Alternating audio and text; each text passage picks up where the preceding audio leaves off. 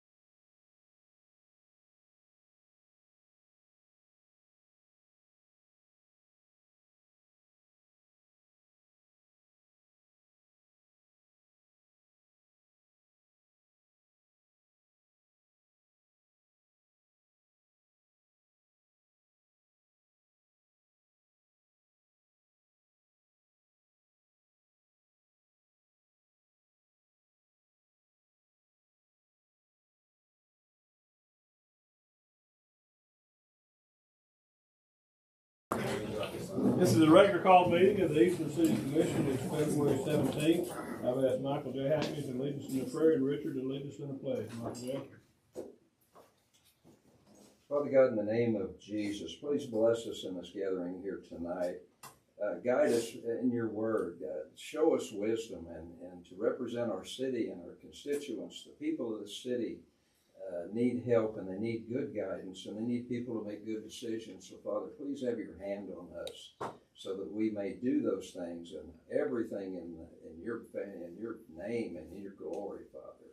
We pray these things in the mighty name of Jesus. Amen. Amen. I pledge allegiance to the flag of the United States of America and to the republic for which it stands, one nation, under God, indivisible, with liberty and justice for all. Honor the Texas flag. I pledge allegiance to Texas, one state under God, one indivisible. Thank you very much. If you haven't silenced your phones, I ask you to do that at this time. Before we get this crazy started, we have a couple of introductions tonight. Chief Pitts. Okay. Well, I don't get to brag on my people a whole lot, and it's our job to do these things, but I've got some really good people, and I want to bring those to y'all like I have before in past months our meeting. First off, I'd like to introduce you to Haley Kunkel. Haley is our new ACO.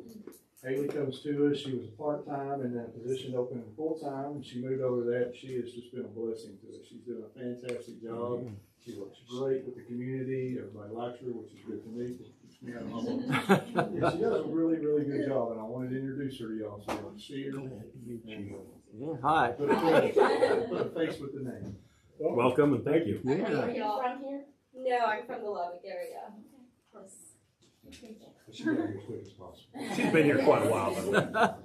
Second, I just wanted to let y'all know that Officer Nichols, who is one of our SROs, who is our high school SRO, was named Employee of the Month at Eastland ISD this month. So we're really, really proud of Officer Nichols. He does a fantastic job for us. Ex-military, has a lot of training, and I'm very comforted with him being at that high school. And kids love him, and he's doing a fantastic job, and I just want to brag on him a little bit for y'all. Great. Fantastic. The next ones I'm going to bring in is they are our K-9 unit. Scott, you stand up. This is Lieutenant McDade. Lieutenant McDade is an ex-K-9 officer for years. He is now our lead investigator. He is our K-9 coordinator, so I kind of let him run the K-9 program. He doesn't run the dogs, he runs the program, but we have 2 guys, 4 now. So Scott does a fantastic job. Before the dogs come in, these are not pets, okay? These are working dogs. Please don't reach out and try to pet one of our dogs.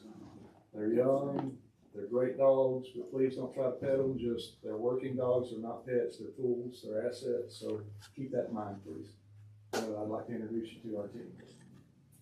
Do they live with the officers? They do. They stay with the officer. They live with them. They live with their families 24/7. They fall in love with them. I mean, I didn't know that we were going to get poor Ronnie back after we lost one to cancer. It really upset him and his wife. But they are running one again, and we're extremely proud of that.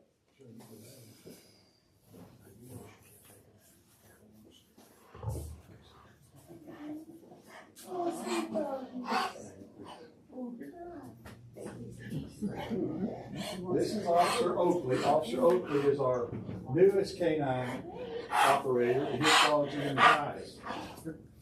Ice is brand new to the program. He's a puppy, although he doesn't look like it.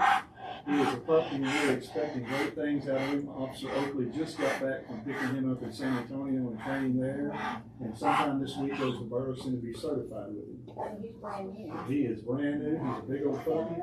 But we're expecting great things out of him. I've watched him work, and he's a fantastic addition. And Officer Oakley is one of our top officers on narcotic arrest, and so we felt like that would make a great match and help us fight narcotics even more than we do now. What's the dog's name? Nice. Nice. It's nice. Oh, Iceman. Iceman. Iceman, yeah, Iceman. Sense of humor. Yeah. Send it on to Fox. It's a pretty dog. Very pretty. Will it get much bigger? I'm not too sure about that. I'm sure he will definitely put on a little bit of weight. They keep him kind of not malnourished by any means, you know, they feed him and whatnot, but they have a pretty strict diet at the training academy and whatnot. As he comes with us, he'll probably, you know, eat a little bit more, you know, once he gets acclimated to the home and whatnot. He'll probably, you know, eat a little bit more than he is used to, but. A few trips to Taco Casa and Oh yeah. A few trips to Whataburger late at night. He'll be looking like me. So. Fit right in. Yeah. Oh, he's beautiful. He's 2.5 years old. I think he's at the training academy for about 2 months prior to me showing up there and training with him for 2 weeks as well. So. He's got accustomed to me pretty good. He likes me pretty well. I don't know. I guess he ain't got no sense, but he's a good boy. He's a good guy. He gets a little nervous around crowds right now, but I think once he gets acclimated to the home, like I said, you know, it was like a 2-week acclimation period for that.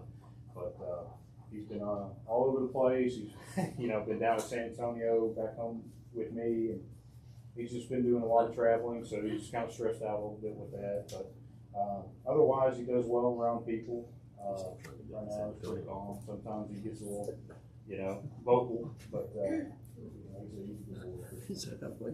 I think he needs to play back. He's trying to get that San Antonio off of him. Yeah, he's got a deep bark. Oh, yeah. He gets a little rowdy sometimes, but he's a good guy for sure. Awesome. Thank y'all. Appreciate that. That's neat. Yeah, thank Thank you. you. Come on, buddy. Bye. Come on, buddy. Right. Next we'll have Sergeant Almond with Doc, named after Doc Holliday. When you see the dog, you'll realize why. He's black. Name this one Q.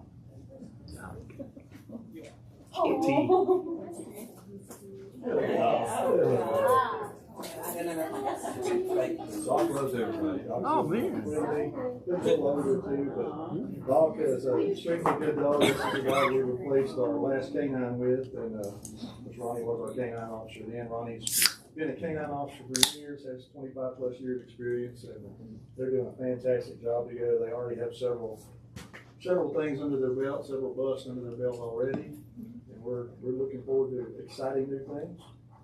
Questions for Ronnie? Oh, that's great. Take a picture of him. Picked him up in October, and we've been certified since the 1st of December. Looks like be a good bird dog.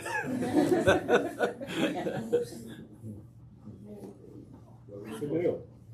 Thank you. Ronnie. Appreciate you doing that. Good work. Was he looking at you? No. Thank you, Ronnie. Thanks, Ron. Thanks, Ronnie. The person I'd like to recognize is Blake Stanley. She can be a man doing it. Blake was pioneered on putting in our new ACO facility several years ago. She was our ACO.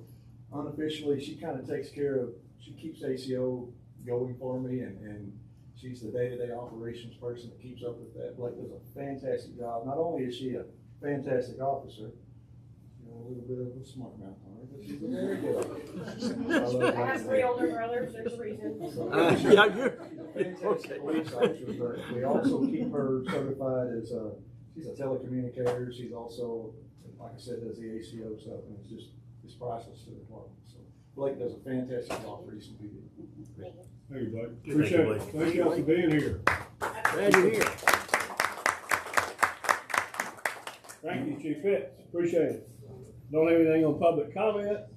Item number 4, to approve the minutes of the January 20th and the February 10th meeting. You have a copy of those in front of you. I'll entertain a motion when we're ready. I move we approve the January 20th and the February 10th meeting minutes. I'll second. A motion from Richard, a second from Tom to approve the January 20th and the February 10th minutes. Any other discussion? All in favor say aye. Aye. Opposed, same sign. Motion carries. Thank you. Next is the financial report. And Savannah will be giving that tonight. Lindsay is out.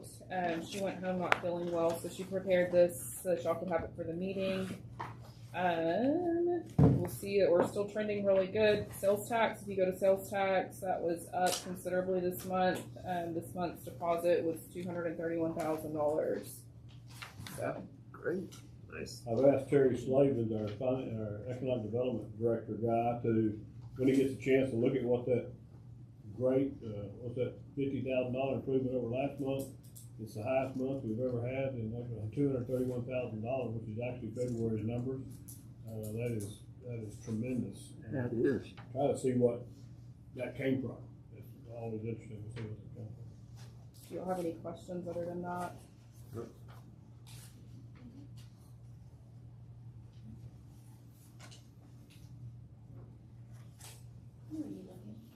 This is the overview. Yeah, no, one more page.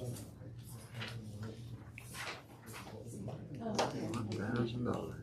Yeah. That's huge. Wow. This will change. That's a tremendous improvement. What year started, we weren't doing much of anything. Now you see where they're $112,000, $50,000. That's great. Good deal. That's Super. one of the things we look at to see if we're doing what we need to be doing, and that looks pretty good. So that's great news. So on the general fund, you'll be seeing reimbursements coming back through for ramp, with airport aviation and then wildfire mitigation. Those hopefully will hit sometime this month, towards the end of the month. We're waiting on TFS to reimburse and TxDOT. And those will both hit back on the general fund side. And put money back in there. Correct. That's good. That's the utility fund. Makes me nervous. Better. Okay. Anybody have any other questions or anything for Savannah?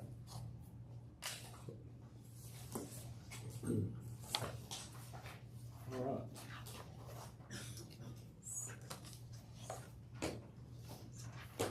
right. Nothing else but financial report. Item number 6, the Board of City Commissioners may discuss and take action on the following agenda items. Item number 1, discussion and consideration of P&Z case 25-005. Applicant Encore is requesting a rezone of property from single-family zoning to manufactured home zoning to be allowed to place a manufactured home. The location of the request is 313 North Hillcrest, also known as parcel number 770, being lots 25 and 26, block 2 of the Hillcrest Edition, Eastland County, Texas. Tony? Commissioners, as was stated, Mr. Encore is requesting a rezone of this location at 313 North Hillcrest from single family to manufactured home in order to place the manufactured home on the property. That's a picture of the property. Recently, Mr. Encore bought the property in November of last year. We were looking through records of the property. There didn't appear to be an active water account in our system. It may have been there previously because there is a water tap there, but it just wasn't in the code. It's been without water for a while in that system. I had to go back on Google Earth to find a picture of the property that when there was a structure on it. I found the laser pointer on here. I'm excited. This is the property here, and at one time there was a stick-built home on the property. This was back around 1994 is when this image is from. Sometime around early 2000, the structure wasn't there anymore. I couldn't find any information on when it was torn down or why or what the in our records.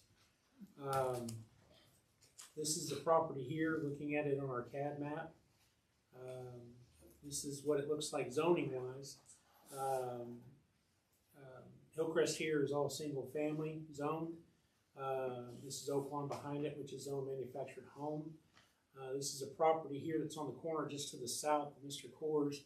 It was rezoned in 2021 to manufactured home in order to place a new manufactured home there. There was one in existence there that was dilapidated at the time, and the family that bought the property came in and had it rezoned in 21. These are the properties that we measured from this one on the CAD that were within the 200-foot distance requiring letters to go out.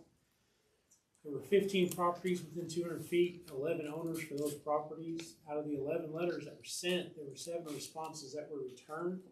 There were 5 against, and I have them listed here with the addresses they're associated with. And then we had 2 for down here for these properties. Neighboring properties, I went up and down the street when we did this case, and I just wanted to show what was around it. This is the home that's at 305 North Hillcrest. This is one that had been rezoned in 21, and the home that's on it. This is 315 North Hillcrest, which is a manufactured home that's just to the north of the property in question. And then going on down around, there's 317, and I just had my picture sticking out the side of the truck, just kind of driving around there. There's the Doyle's home there. This is 316. It's way back there, but there is a nice home back in there. This is directly across the street from the 315, the one we're talking, or not 315, 313, the one we're talking about tonight. That's all I have. My part of it. You done? Yes, sir. Okay. A little history, I think, is in order.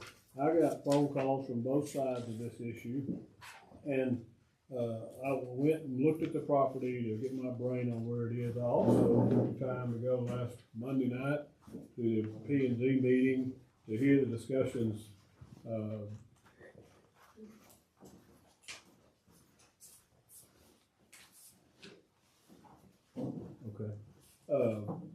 To hear the discussion, so I know, have some idea what was going on.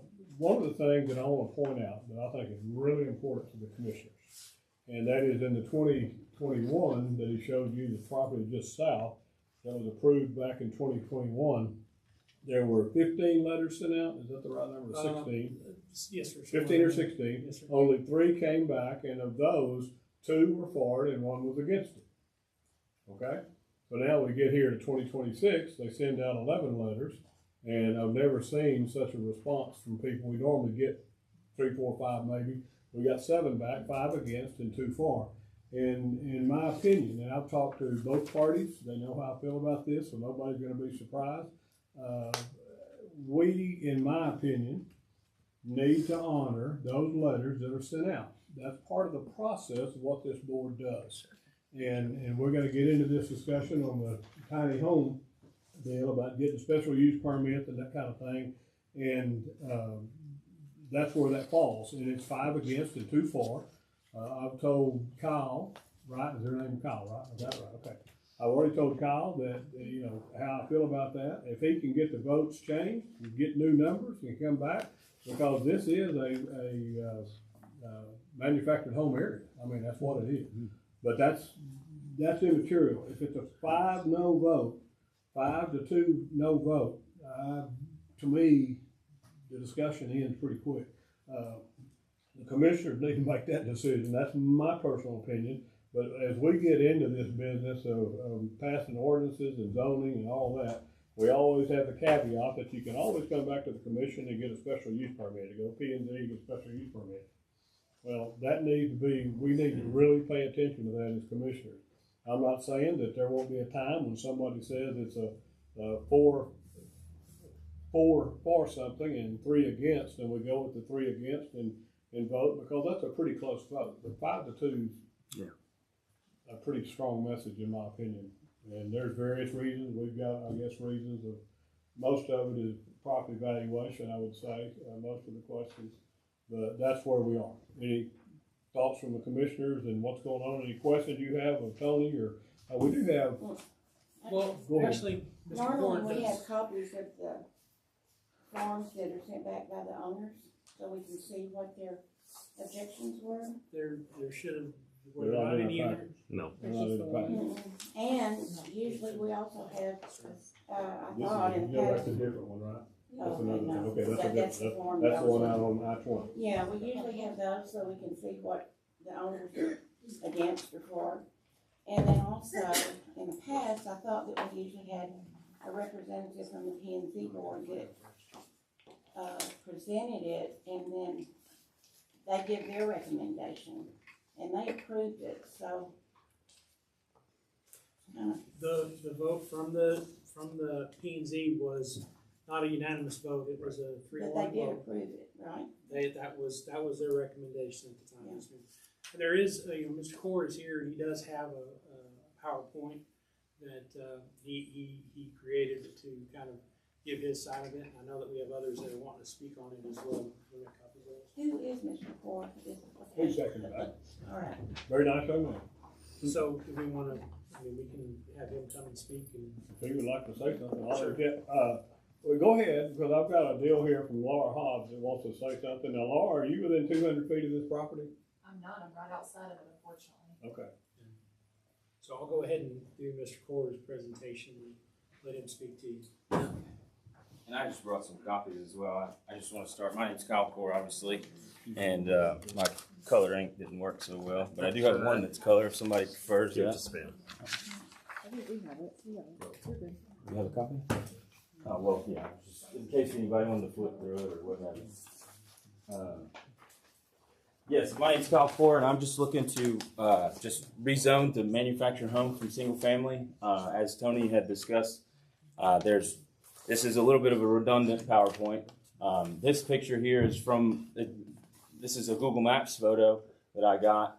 Just shows the property that was vacant, had some debris on it from 2008. If you didn't mind just record. That's 2013. Obviously, the debris was still there. Property was for sale. I'm not sure how long the last owner had the property. Move to the next one, please, sir. That was 2023. Debris still there. Nothing's there. Then this is 2025. I've cleaned up the property. I've moved some debris out there. I do have the intention of living there myself also. I know that was something that I wanted to make very clear. It allows me to not have to have a mortgage in order to live there. So, and it also would be anything that I would put there would be larger than what I have in my current residence. So I have a pretty small house that I'm right by the high school. So, but if you didn't mind, that's, like you said, directly across the street. And these two properties, like he was saying, both of those homes that I have put a little rectangle around are manufactured homes, and I would have one right in the middle, right? So this is the property to the left of it. It almost doesn't even look like a manufactured home. This is the property to the right. And I went to Google Maps, if you don't mind moving again. This was what was there prior. I have zero intention of ever having anything look like that. I know that's the big concern here is what's the house going to look like? Who's going to live there? Is it going to be taken care of? It's just because a mobile home would be there doesn't mean necessarily that it won't look bad or that it will look bad, you know? Depends on who lives there, in my opinion. This is an example of what my house looks like. That's my home. And I took it off of Google Maps too. That way you just didn't think I cut the grass or made it look nice, right? So that's my home. It's a couple years ago from what I could find on Google Maps. These are some ones that I was considering. They're nice. Like I said, I would want to live there, so it's not necessarily, I don't want to live in a dumpy place. It's not my intention at all. I have two young kids. Just keep going there. So these are a couple houses that I found around that are close by that I know the discussion was just because, like I said earlier, if it's a mobile home, it's going to be dilapidated, right? So I don't think that people realize that just because it's dilapidated doesn't mean it's a mobile home. The pictures that I found are homes that are stick-built homes that it's just about, it's about who lives there. And like I said, I have zero intention of having a home that looks like that. So that's one that's directly across the street from my house. And these are just some that I found that were mobile homes that are in the neighborhood, city of Eastland, they look great. They look like nice homes. Why would we not approve it with a mobile home being on each side of that property is what my thoughts are.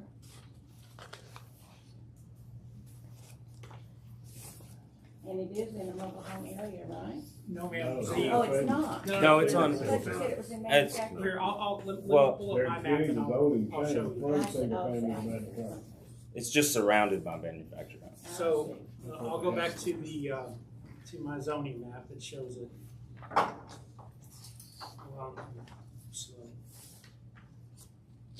So here's the current zoning of the area. So, like I said, the property that we're talking about is this one here. Now, this is zoned single family. It is a manufactured home that was there previously, so it's grandfathered in. It's a legal non-conforming use. All up and down Oak Lawn, there are a lot of manufactured homes. I think there's one or two stick-built homes there, but the majority of them are manufactured homes. There used to be one here, and Terry, what's his name? Wilson, thank you. Terry Wilson lives up here at the end, and he had bought this property here and cleaned off the manufactured home that was there. What is that pink area that you're on right now? So that was the one that was rezoned in 2021. And it's, how is it zoned? It is now zoned manufactured home. It was previously zoned single family. All up and down that street was single family. But that particular plot is manufactured home. Yes, ma'am. And And they, when zoning was put in place, it was only in 2007. You can probably remember Bill doing that, yeah. So zoning out there hasn't been there. And there were some homes that were manufactured homes that got zoned single family, to go in with the rest that was there. Tony, the area, that wide area that's manufactured home on the right side there, Yes, sir. why was that manufactured home? Was there already manufactured homes there when you guys did the zoning? Was that changed at a later This date? was done way before I got here, and there are a lot of areas here in town where I can see why they zoned and what they did. There's some that I don't. I can say that back up and through there, both Virginia and Oak Lawn, there are a lot of manufactured homes there, yes, sir. So that's probably why they zoned it that, because of the majority of them there were manufactured homes. Okay. Just with Hillcrest, with all there are a lot of stick-built homes up to the north there, and so that may have been, and to the south there are some as well. So that may have been why that one was single family. I just can't tell you accurately. Okay. Thank you. Most of those photos of the manufactured homes are from that area. There's a couple that are from around, but most of them are right from there.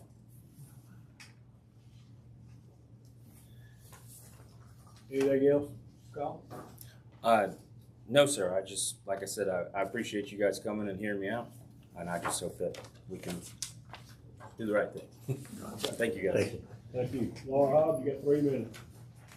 I just have a question. I thought a few years back that we made a rule that if you took down a existing manufactured home, you could not replace it without getting prior approval. Is that correct?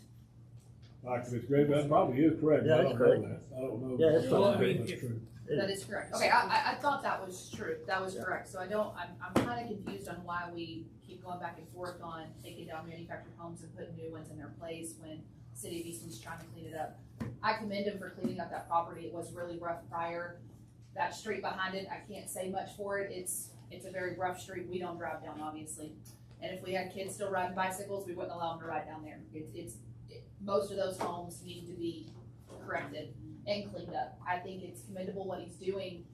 And of course, I'm right here on the corner on Patterson Street in a brick home, and we have numerous houses that are falling apart right around us. We bought that home because it's in a nice neighborhood, and then you drive down the street or up a block and you've got some really rough looking neighborhood inside Eastland County, or inside Eastland city limits. So I would just say my biggest concern is I think he'll keep it very nice. I've seen his current home. It is very clean. He's a very nice guy, great family. Just kind of nervous about putting another manufactured home, and we just continue to do that all over Eastland, city of Eastland, and eventually it will just be mobile homes everywhere. So you're in favor of him doing this? I am not. You're not.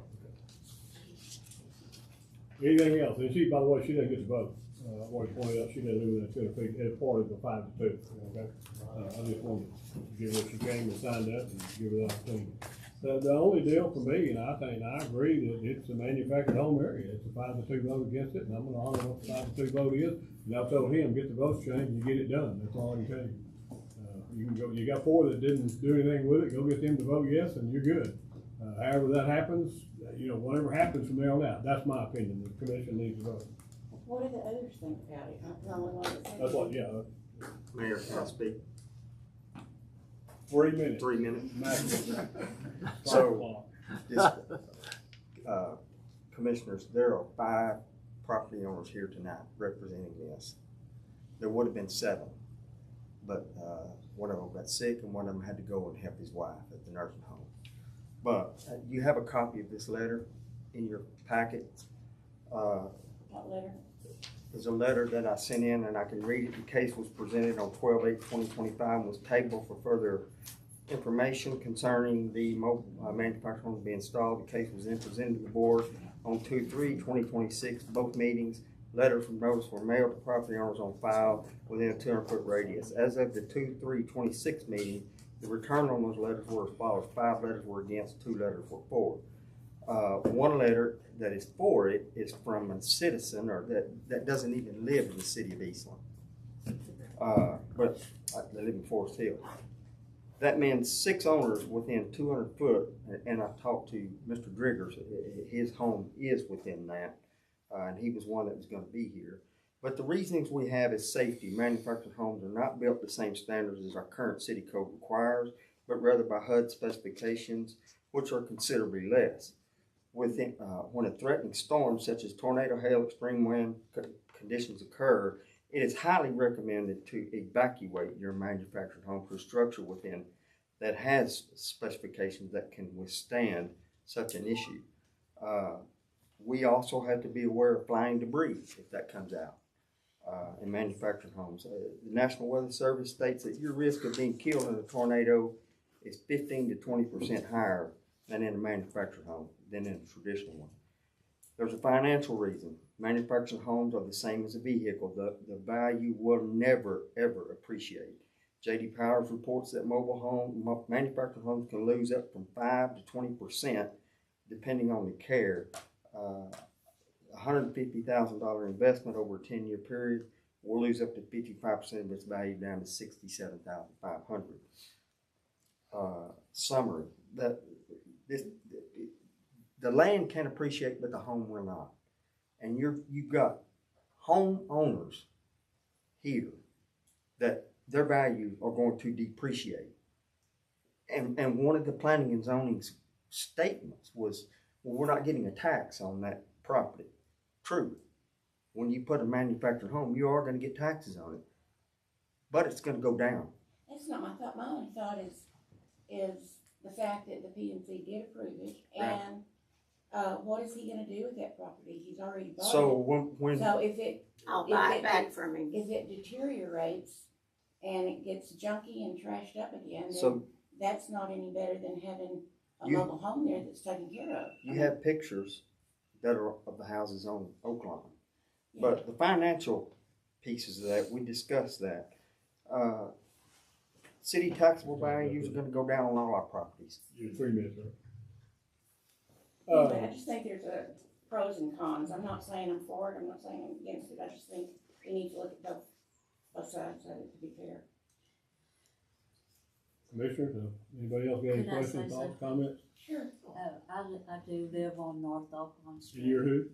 My name is Katie Bradshaw, and I do live on North Oakland Street. We bought it way back in the 80s. I had no idea I'd stay there that long. I do live in a manufactured home that has become a permanent dwelling, meaning it has a total, it's been totally rebuilt and added onto a full roof. It's not going anywhere. But my biggest point is, I don't want to see Hillcrest Street look like North Oakland. It's absolutely terrible. And Virginia is worse. And it's just, you hate to drive down. I hate to drive down my own street. So many And of I those live at houses the though very are end. structures, aren't they? I mean, they're not, are they all mobile homes? A lot of them Majority. are mobile homes. A majority on there, Yes. yeah, on that street. Yeah. Well, one was right next door to me. One of 'em I had- Frank Sayers had it. He moved Both out of those of are it. on it. We all loved Frank, or I did, but he let it fall apart for no reason. But, and it's not just that though. I don't want to see Hillcrest look like that. And that's right behind out my patio door. Okay. Commissioner? No, I tend to align with what the surrounding homeowners are feeling at this time. I think the majority have spoken and shared their concerns about it. As you stated, Mayor, it's something that can be revisited later if you can get people to change their minds or come back with a different proposal. But at this time, I'm leaning that this is something we need to not proceed with at this time. Any other discussion? Motion and second. Whatever you want to do, let's go.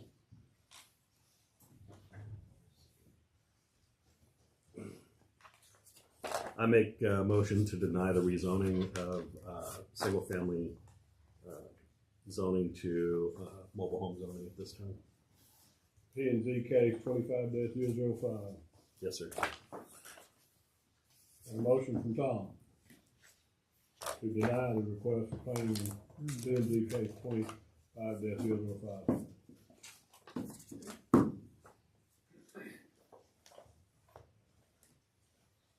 No second? I think we should table it and find out if we can get some other people here to vote for it. Okay. Can I say something? I live in 315, and it started out that I was renting from Debbie. The place was an absolute mess. I mean, everything was falling apart. We're currently in the process of trying to buy it from her, but we do not intend to keep that manufactured home there. We want to build there. We don't want to keep a manufactured home there. So I don't know if that has any effect on that, but. Are you the owner now, or are you renting? I'm currently renting, but me and Debbie we're supposed to meet next week to negotiate and buy it. So. Okay, Tom's made a motion to deny 25-005. Is there not a second to that motion? Motion died for lack of a second. Richard has made a motion to table this item until something further can happen, whatever that may be. I'll second that. And Michael J. has made a second to table planning and zoning case 25-005. Any other discussion? All in favor say aye. Aye. Opposed, same sign. Motion carried. All right. Mayor, one quick question. So if it is brought back up to business, will new letters be sent back out? They'll have to be, Yeah, I'll make sure that everybody gets a letter. It's gotta be, as I said, the vote's gotta be changed one way or the other. We have got to honor those letters when we send them out. That is my message in this whole deal. Agreed. Whatever happens beyond this, can you bar the door? I don't care. I can't, and I feel I can argue both sides of this case and all that good stuff. I've got 5 no's and 2 yeses, discussion over.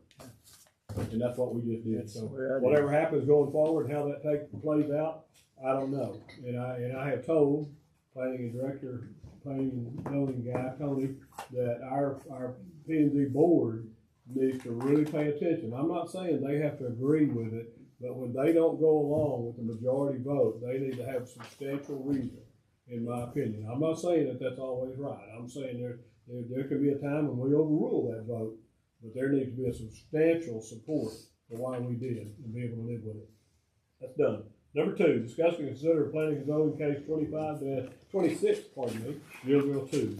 An applicant from Nicholas Petroff, A Better Place LLC, has submitted a preliminary plat application in order to plat 15.05 acres consisting of an 8.22 acre tract, a 2.47 acre tract, and a 4.36 acre tract, all within the John House AB 159 to become lots 1 through 11, block 1 of the King Retail Edition, Eastland County, Texas. Plat also will include a new road and a right-of-way, and that is a picture of what we're talking about right there. And we have this young lady, Sabrina Hutchinson, is Nicholas Petroff's daughter. Good to have you with us. And Nicholas is with Terry Slavin down at some party or whatever they're doing. But anyway, so you got this one. Yes, sir. So, as stated, the applicant Nicholas Petroff is presenting this plat of the hopefully soon-to-be King Retail Edition. It's the former Dodge Stop, dealership. stop just a minute. Does everybody know what area we're talking about? Okay. Well, and I'm going to have pictures coming to it in just a Well, second. just put their mind at ease so they can not think about where we're talking about. Okay. It's the old Dodge place. Yes, sir. Okay? They also called it. Between the Ford place and Walmart, that's the addition we're talking about. It's the King Sale edition. barn. Yes. Sale barn. It's the King edition because they purchased property from behind back there from Rob King, so he got to put his name on it. So now everybody knows where we're going. Go ahead. Okay. So the preliminary plat, it's required anytime that we're going to be subdividing any piece of property that's less than 10 acres.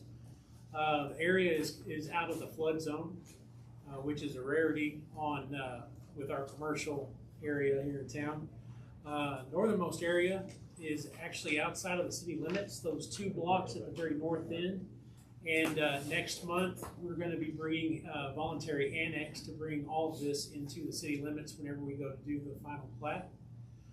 And like I said, the preliminary plat is the first step. This is basically getting all the lines drawn just so everybody can agree what we're going to decide on, and then it will come back as a final plat. So this is basically a tiny, I don't even know why I put this in here, it's a tiny version of that big picture right there. So there's what we're talking about. Okay, so here's the existing driveway, and the new driveway will start about halfway here and will go all the way over to here. One of the issues whenever we were looking at this is there's a city light pole. This belongs to the city that is right here, and there's a stormwater intake that's in the DOT right of way that's right here. And so moving forward, when it comes time to put the road in, we're going to work with Mr. Petroff. Probably going to be taking that light, since all those lines go all the way down the mile, just have them take that and pop it over to the other side so we still have plenty of illumination there going up and down the mile. And he'll have to work with TxDOT anyway to put that new entrance in. And I believe their engineers are already working towards that. Here's a good big overhead shot of all of it. So as you can see, all of this is what used to be the Dodge dealership. We used to be owned by Stanley. This little bit here used to be owned by Stanley. This little bit here, which was in the city limits, is part of what belongs to the King family. And then they purchased this bit back here to get more room for all these lots. Here's what it looks like zoning-wise. So when we bring this next, the next time we bring this up, we're also going to be doing a rezone to make the entire property, even the bit that gets annexed in, all C2 commercial. So it'll be everything that's allowed, in our C2, which is our most open zoning type for different commercial uses. So here's the properties that were within 200 feet. Here's all the properties that were within 200 feet. We had 16 properties in the 200 feet, 14 owners of those properties. Of the 14 letters we sent, we got 3 responses returned. And there they are right there. And I believe these are all the owners of the Massingville property, which just barely, that's them right here. They just barely got in that 200 feet behind Walmart. These guys are all for it. They still own property back there? Yes, ma'am. Yeah. Yep. And city recommendation is to approve the plat. Another thing I was going to show you, in the plat, they are dedicating part of this area back in here as a retention pond. So as storm water that normally flows back over in here will collect here before it goes in with the storm water feeding over here. That's a good idea. So they're looking at, and they also are creating a right of way through here in the back, to where if they ever have to adjust it for stormwater runoff, they can do that. So Mr. Petroff is thinking ahead. Where will the road go? Oh, the road is this nice big lane right here. That's King Road right there. I don't know why they picked that name. But it is going to go back, and it's going to create a lot of good big commercial areas, which is something that we don't have right now. And with it being right there by the new Whataburger, by Walmart, and know, I think this is nothing but a win for Eastland. And he's already working to find people to go in there. He has, I don't know how much, you know what, I'm gonna tag you in, you tag in, and you speak. So we have a commitment, and I don't know the name off the top of my head, from a car wash. We've signed an agreement with them. They're gonna purchase a piece of land. And then we have intentions from Brahms on the bottom left. And then we'll retain ownership of everything else. Yes, sir. From who? Brahms. Yeah, I like Bronx. Yes, sir. So they have not. Right now on this deal. They have not That submitted deal going. LOI, but they are talking placement of their sign. They're pretty committed verbally. And then we're going to retain ownership of everything else. And we're looking at all different national credit tenants, and we've been reaching out and having our commercial agents on staff reaching out as well and getting commitments. And you said another car wash? Yes, sir. Is that what I heard you say? Yes, sir. They're gonna sell hamburgers. It's right there where I got the laser pointer on this lot right here, Yes, on the right sir. corner. Thank you. Front corner. Right here. Yes, sir. It's right by that muddy hole so they can keep it moving. Maybe it'll be one of those where they have attendants that this stuff as you go Yeah. through. Yeah. That would be nice. They can guide me as I drive through because I need guidance. And I can tell you that the city has already had a planning and development meeting with the principals of this car wash, already getting stuff lined I up, think talking we're to having- them.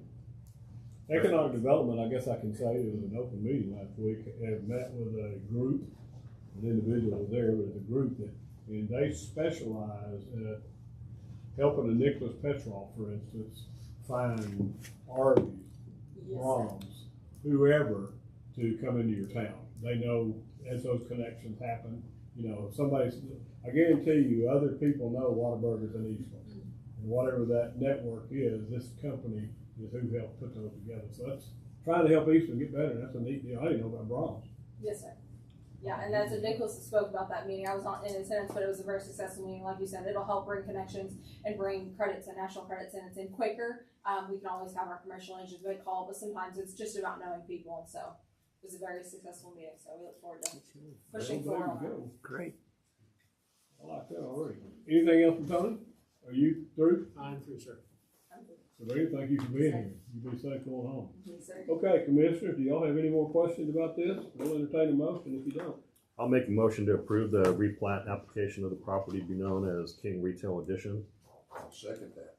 A motion from Tom and a second from Michael J. to approve planning and zoning case 26-002, the replat application known as the King Retail Edition. Any other discussion?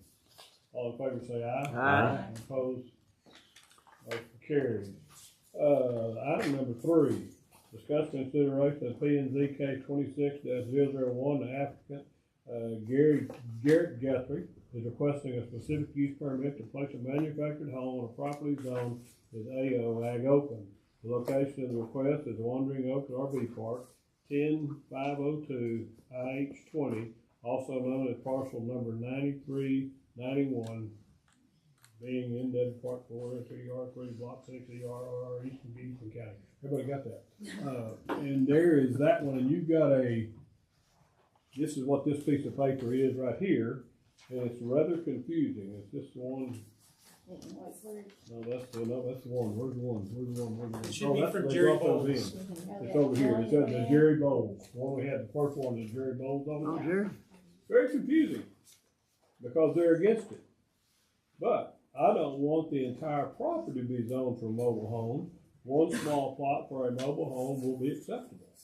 And what this is the house that the manager of the park is in is a little bitty thing, and his life has changed a little bit. He needs a bigger place, and they're putting this right behind where that is. Right? Correct, sir. Yes, sir, and I'll go more in depth. You got okay. Well, that's you do have one against, but I think he's actually for doing what we're doing. He's not part of the entire thing being changed. So. And with this, it is for the Wandering Oaks RV Park, which is out there off of Pogue and the access road. So with this, it's not a rezone, it's just a specific use permit, and it only allows for one, period, singular. They currently are, the tenant and his wife are currently in the 300 square foot cabin that is near the entrance of the RV park off of the interstate. This is just to have them have a larger, I mean, I can imagine being with my wife in a 300 square foot cabin. I can't. But here we go. Here's where what we're talking about. So the existing little cabin is right here. And so from this side property line and over here, I think I've got it down there, it's 100 feet from this side property line over, and it's 80 feet from the cabin going northeast. Right in the middle of these trees is where they're wanting to put that thing. That's Miss And it's Bowles' behind place. visually. Is that part in from the vet's office? Yeah, I think that. Is that where we're talking about? Down by the vet's office, down. Yeah. by the- Yeah. It's the one that Tom Boy, it is created. big. It's the one that Tom created back in 20. And so here it is looking from the road, and I wish I could zoom in, but that little white dot right there, that's the existing little cabin. And so where this is going to go is basically back behind us. So the visual impact of it from the street is going to be pretty minimal just because of all the trees that are back out there. That's Mr. And Bowles' grandmother's house. Mr. Guthrie was wanting to be here tonight, but his wife is actually having surgery in Dallas, and he couldn't be away from it. It's pretty serious surgery, and so I told him that I'd speak for him on his behalf. But it's basically they're trying to make sure that the attendant can live there comfortably. The existing cabin is going to be turned into basically a storage building once they move out of it. So it'll be used for storage for them or for the park. Here's the overhead look of the whole thing. And so where we're talking about that cabin going is like right, or the manufactured home is right here. Yeah, where is Terry Rose's place? It's this one right here. That whole thing right there? Yes, sir. He owns all the way up to the side of it here. And then It's got all the trees. So I'm going to address that here in just a second. So that's what zoning looks like. Oh, yeah. all right.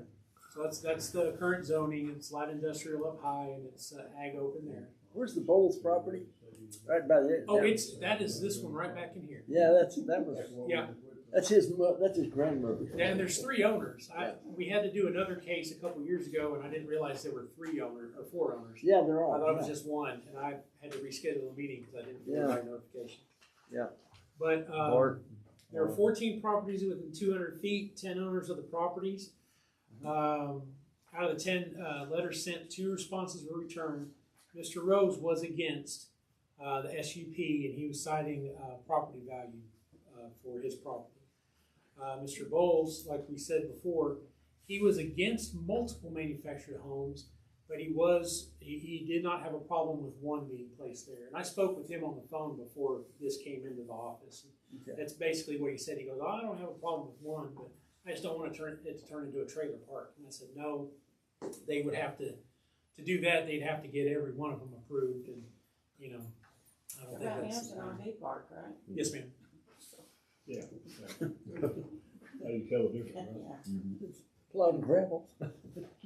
All right, anything else from the commissioner? Does anybody have? I'll make a motion to approve the request.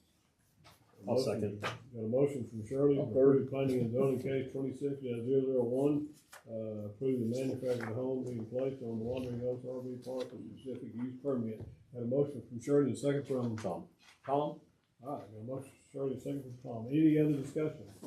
All in favor say aye. Aye. Opposed, same sign. Motion carries. Thank you, sir. Thank you. Thank you. Item number 4, we will table. Mr. Brown is out of town. He could not get back. He had an emergency to go out to West Texas. He will be back next. We'll put him on the next agenda and see that he gets that taken care of if he can. Item number 5, discussion and consideration of the vacant community theater request for assistance for the Young Thespian Camp 2026. Is anybody here to talk about that? I am. I'm going to sneak out this way, maybe. Hi. We won't take up too much of your time because we got a meeting to get to tonight. And before I forget, we also brought flyers for our upcoming events in March. If y'all want to peruse those, look at what we're doing. We've got a lot of stuff going on. But anyway, we sent a letter for a request of $7,650 to fully sponsor and cover our Young Thespians Camp this year. The support y'all gave last summer was amazing, so incredibly helpful. We were able to get 30 kids in there and acting. We costumed them. We got lots of people in, 375, I believe, into the Lyric that Friday for the performance. So there are some changes we're wanting to make this year, hence the budgeting difference. First off, we had so much participant growth between our first year and then our last year, whenever we did our first professional production, which is an MTI production. That over doubled our campers, which is just amazing that these kids get something professional in the area. The extra funds would help us, first off, cover better costumes. If you saw us last summer, we loved it. It was great. They had costumes on, but the budgeting kept us back quite a bit on that, especially with such short notice on costuming. Typically you order things, and that takes 2-3 weeks to get in. But for this one, we got to make the stuff and get it out and ready within 3 days. So we need a little extra money for costumes and props. That way they can have a better experience, a more professional experience. And then we are also wanting to extend our camp dates. We found out last year that 1 week is not enough time. So we're going to start the Friday before, actually have the weekend with our director intern and be able to plan and get all sorts of stuff worked out. And then we're going to do 2 performances, so Friday and Saturday morning. We're going to go ahead and charge $5 per ticket at the door, or $5 per ticket, or $2 for children like 12 and under. And that isn't so we make money, it is so we have a way of seeing where people are coming from and seeing how many people are in our space, and we don't have to worry that we are going to end up with 375 people and no chairs. Because to me, I think that's a fire hazard. I don't think y'all want us doing that. But the tickets should really help us keep that under control while still $5. It's the most accessible price I can think of. We want this to be a thing for everyone to get to come enjoy. Also the ticket price for every camper, they get 2 comp tickets. So their parents get to come for free no matter what, But yeah, and that's the proposal. And the game plan is, that throughout these years we can keep growing this program and hopefully not to have to ask you for as much support with it. But that way we can cushion ourselves and hopefully make more opportunities for kids in the area other than just that 1 week, which I love the 1 week, but as a kid who grew up here, it'd be a lot better to have more than 1 week, so. Now you say the fee is $5 for adults and $2 for children? Yes. If you look around this table and did a senior citizen discount, you probably could do. I don't even mind doing a senior citizen $5 discount. isn't very much. And here's the thing, the ticket price, it's not even to make money, we're not going to make anything off of $5, but it is nice to have that credit card transaction thing we like so much where we can see where everyone comes from, and so it's kind of that, and then also just being able to get people to reserve seats ahead of time and know, at least have an expectation of how many people are going to be in there, so. Yes. Is this an overnight camp or is this a daily camp? Oh, it's a daily Come camp. and go. So Yes. most of your campers are from the local area, is that correct? It depends. So we've gotten kids from an hour away, 2 hours away, but for the most part, yeah, it'll be our local area, but not just Eastland kids. It's Cisco, Rising Star, Ranger, all the towns that don't have this opportunity. That they come and then they leave at the end of the day. Yes, but we do get plenty of people coming in to see that show. Families are coming in from all over just to see their little one be in a 30-minute play, which is so wonderful, honestly. 2 questions. Yes. One, do you recall how much we gave you last year for this? Yes, I believe the exact was, It's in here, it's around 5,000. 5,000, and we may, yeah, that should be right. Yeah, 52. It's in the old numbers. Somewhere here, maybe it's yes, 5,525. 5525? 5,525. And so, yeah, the little bit of an upward tick in price is covering our intern director that we bring in from West Texas A&M, which is so exciting to do that again. We're already in talks with the director there. Did you not do that last year? We did, but they need 3 more nights since we're starting the Friday before and going to Saturday. They just need a few more nights at the hotel. And Lyric's is Camp Hill. I don't think we've even. Yes, we do it at the Lyric. Have we? We do it at the Lyric. Lyric? Yes. Our first couple of years, we had done it at the Lumberyard, which was amazing. But last year, I think we finally had the staffing and the know-how and the facility in good enough shape to have kids in there. You know? got 375 people in there. We had 375 people in there, and I was running backstage as it was starting, telling the kids, "Hey, I love y'all so much. You're going to do a great job. Our audience doesn't have chairs. Do y'all want to give up your chairs so your parents can sit?" And yep, they were getting their chairs out from under them and taking them out to the house for me. So I would really love for them to have that opportunity again, but a little less crowded in the space. And the other So question it would be, are there grants or anything that you guys can be getting for some of this stuff? Not yet. We are looking desperately into all of that. It just, you gotta have a couple years of foundation, you know, we're only on our 3rd year. So most grants start at 5 years, but we are, we're looking really heavily into all of that. Actively working with someone who's helping us look at the grants. Yeah. So hopefully, you know, we'll get some grant money here pretty soon or within a few years so we can do other things out here. Y'all like, yeah, I definitely want to give y'all a break. Trust me. I feel bad always asking, but I don't know, you know, what else to do. One of the footnotes about motel money, about being heads in the beds. If you go read that document in the state rules, the arts are kind of it's not about heads in the bed. It's about promoting the arts, and that promotes your community type of deal. So you guys are in a wonderful place and doing an outstanding job promoting our community and doing things. You just go 2 or 3 years ago, they're trying to get the Lyric to do something, and you folks have put it on the map. Yeah, you're doing a good job. One of the things that was kind of interesting with the last year, the 30 attendants that showed up for the camp, is since that camp finished last year, I have run into at least 6 of a parent of those kids, of 6 of those kids, and that told me that changed their lives. That working in that show was all their kid has talked about for 6 months or 4 months or 5 months, and they're coming again. And it was, We're currently getting emails and messages asking when the dates are. Hey guys, that's why we do it. I was the kid who needed a place to do theater, so I just want to get to give it to them. Outstanding. Right. Thank you. Thank Appreciate all of you, what you're doing. All right. I move that we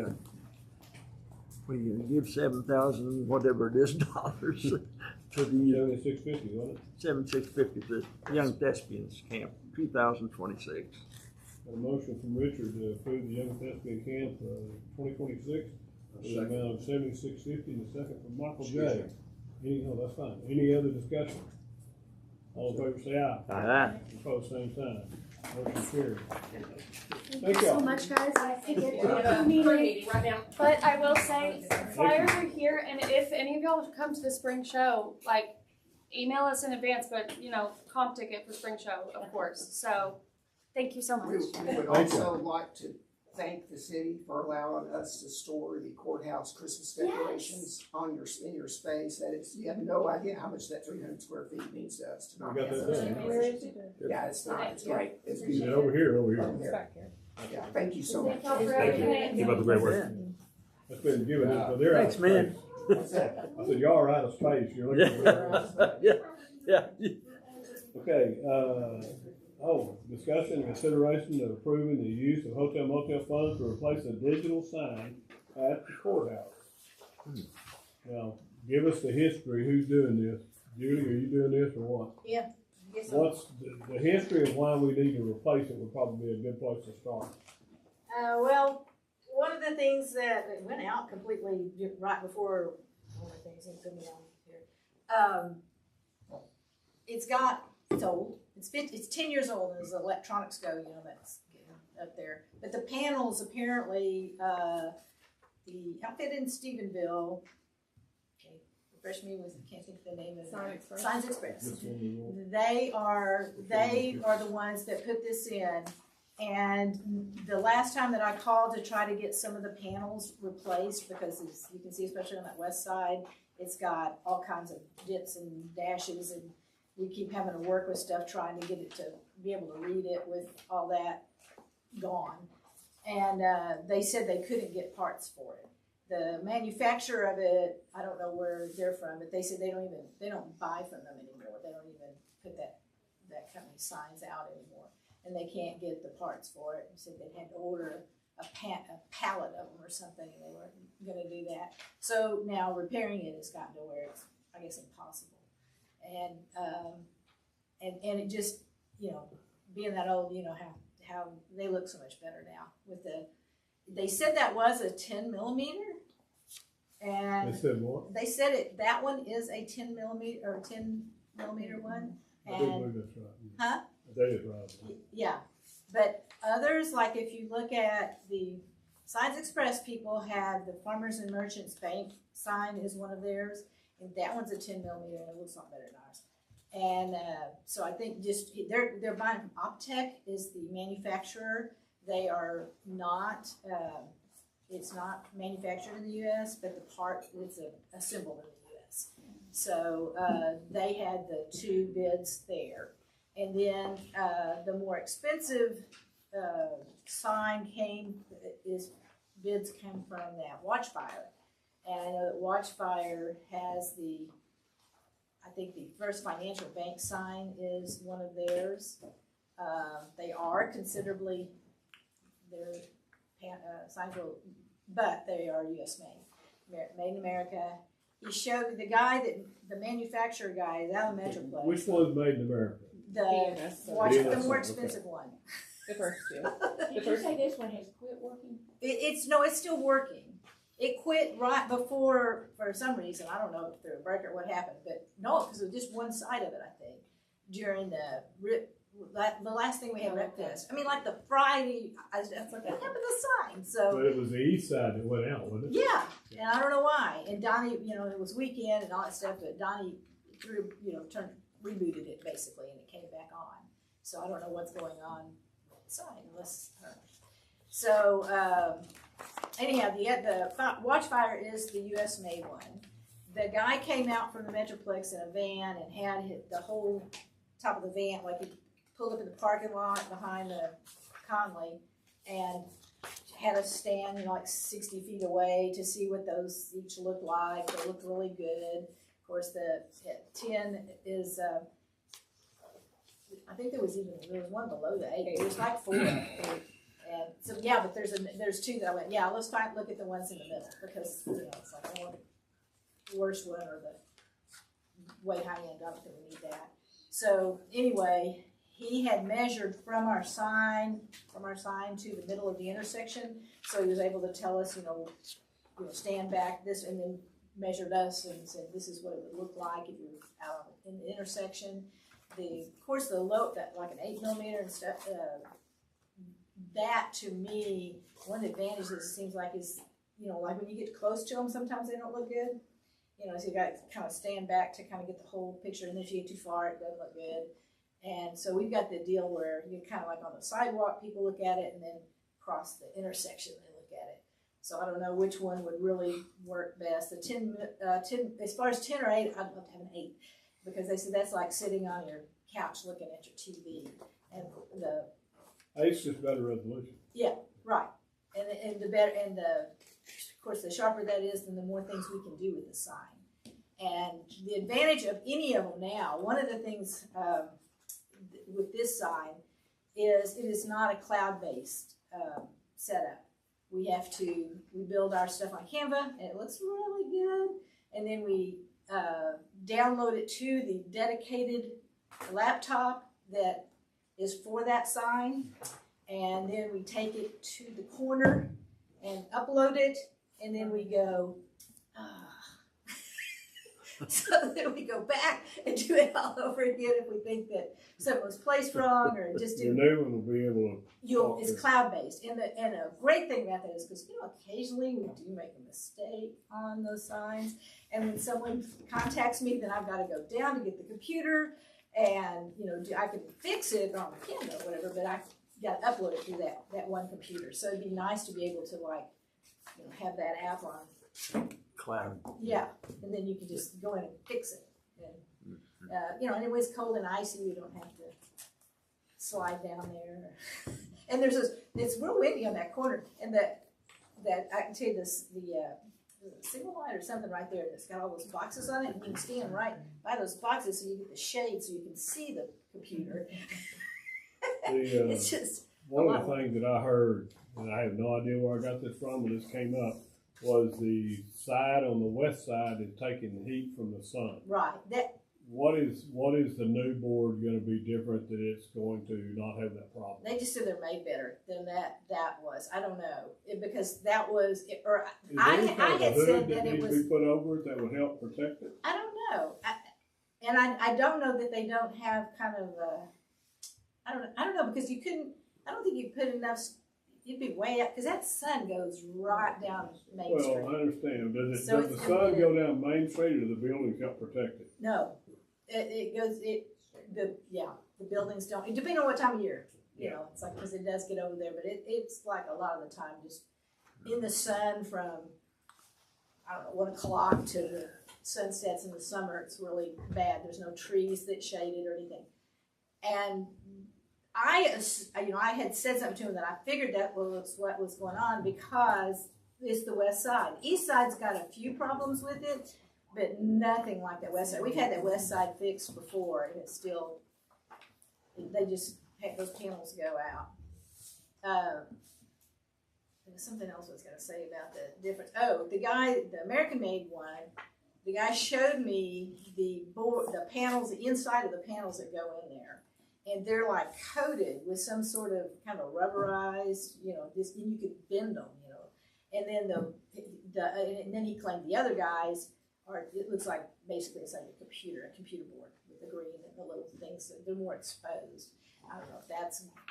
I would think the others would be a lot better, but that's also making it, I'm sure, pricier. So to have those sealed, and I don't know if that would help it as far as. I don't know where the heat sun problem comes from, but the guys at Stephenville, the Signs Express people, said they do not have a problem with the sun and the heat now that we've experienced with this one. And the optic one, also the sign in front of the clinic is the same brand. Is the optic, is the not American made one. What are the warranties? They're both the same, 5 years parts and 1 year labor. It's not written on the Signs Express. It doesn't say anything about the labor, but I asked him about that, and he said, yeah, they have 1 year labor, unless it's something like a tree falling. And I was like, well, that's what we got insurance for. So, and we always pay the insurance on it, and it's like $700 something a month right now. I mean, a year, $700 something a year. Big difference. That'd be pretty good premium. Yeah, no, and I'm sure that would go up because these are. What would you do with the one you have now? I don't care. I mean, is there any value to it? I doubt it. I wouldn't. You can't repair on it. Yeah. It's just going to be whoever comes. I'm hoping the plan is that whoever installs it takes that one away, and if they can. They'll have to do an eco-recycle on it. Yeah. So have we exhausted every effort to fix it? I don't know where to get parts for it. Excuse me. We're talking 51,000, 41, 36, 42,000. That's the highest one. Yeah, we paid 28 or 9 for that one. You'll feel better with the taxes on. We paid 28,000 or right at 28 or 29,000 for that one 10 years ago. And so yeah, that's probably the highest one you're looking at. The American made and the 8 millimeter. 8 millimeter American made. Right, that's the highest. But he was looking at the taxes. I told him he'd feel better take that $4,000 off. So is that the one we're looking at? Yeah, well, that would be the one, this 8mm, and it's from this company. And what is the difference in that? This is the foreign made one. Oh. I will give you my 2 cents worth. You're gonna die when I tell you this. I'm in the wrong business. But my 85, y'all seen my Christmas show? My 85-inch panel cost $2,000. It's a 5mm, and it's $2,000. But I don't have all the overhead they've got, and all that good stuff. But I just had this last year. I've had my show for 4 or 5 years now, and my little Tune 2 sign is a foreign 10mm, and it's worked fine when it works. But talking to that, getting it turned on when I first did it, I worked at night with a guy from Australia. At 2 o'clock in the morning here, it's 5 o'clock in Australia, trying to get it to communicate and talk. So I'm sure they're working with the American-made product. If there's something wrong, it's much easier to fix. I don't know. I can testify. In fact, when I was working on it, when it was messed up this year, I had to update it after Christmas, and the guy said, you can fix this for about $70. Well, it was $120, but I fixed it. And it's 10,000. I mean, you can fix ours. Click buttons and go. Well, your panel's burned up, so I mean, if they're damaged and going out, the lights are going out, it's a matter of getting new. The little panels are 6-inch by 12-inch.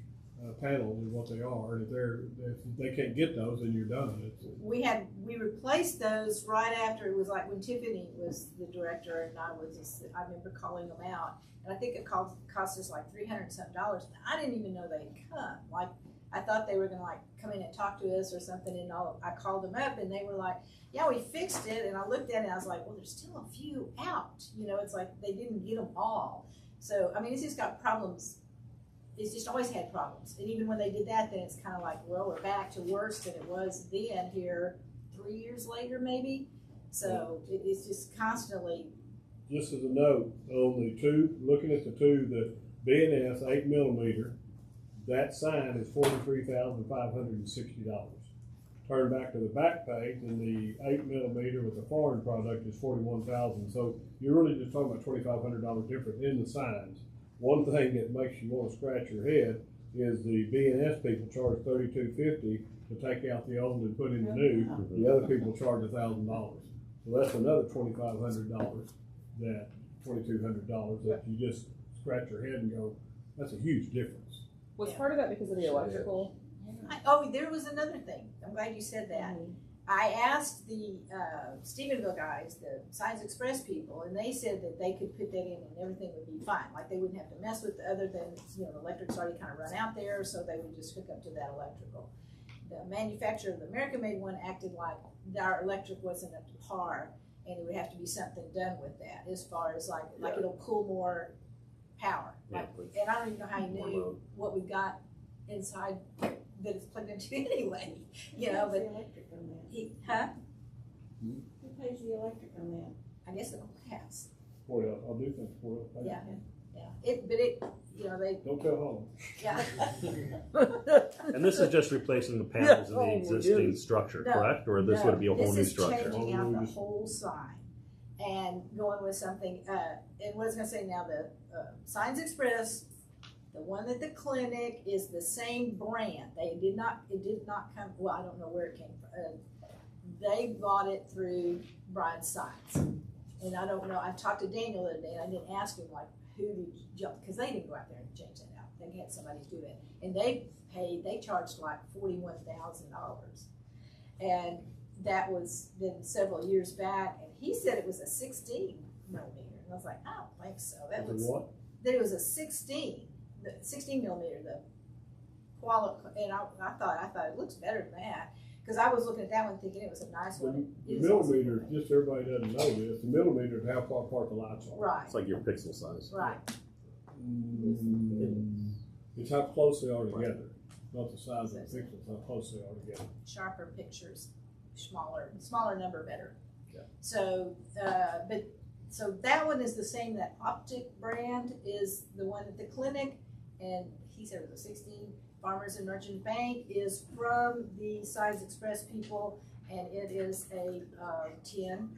And then I don't know what First Financial Banks is, but it comes from American-made people. That guy told me that was one of their signs. but it's a different shape, so it's kind of hard to compare apples to apples with that one. What's your pleasure, folks? Yeah, well, let me start over. Wait. Is that a motion? Where are we on our hotel motel taxes, our funds? We have currently sitting in the account 670-ish. Yes, ma'am. Sorry. I was still focused on, I think, We're down to $670, sorry. $672,000, sorry. All right.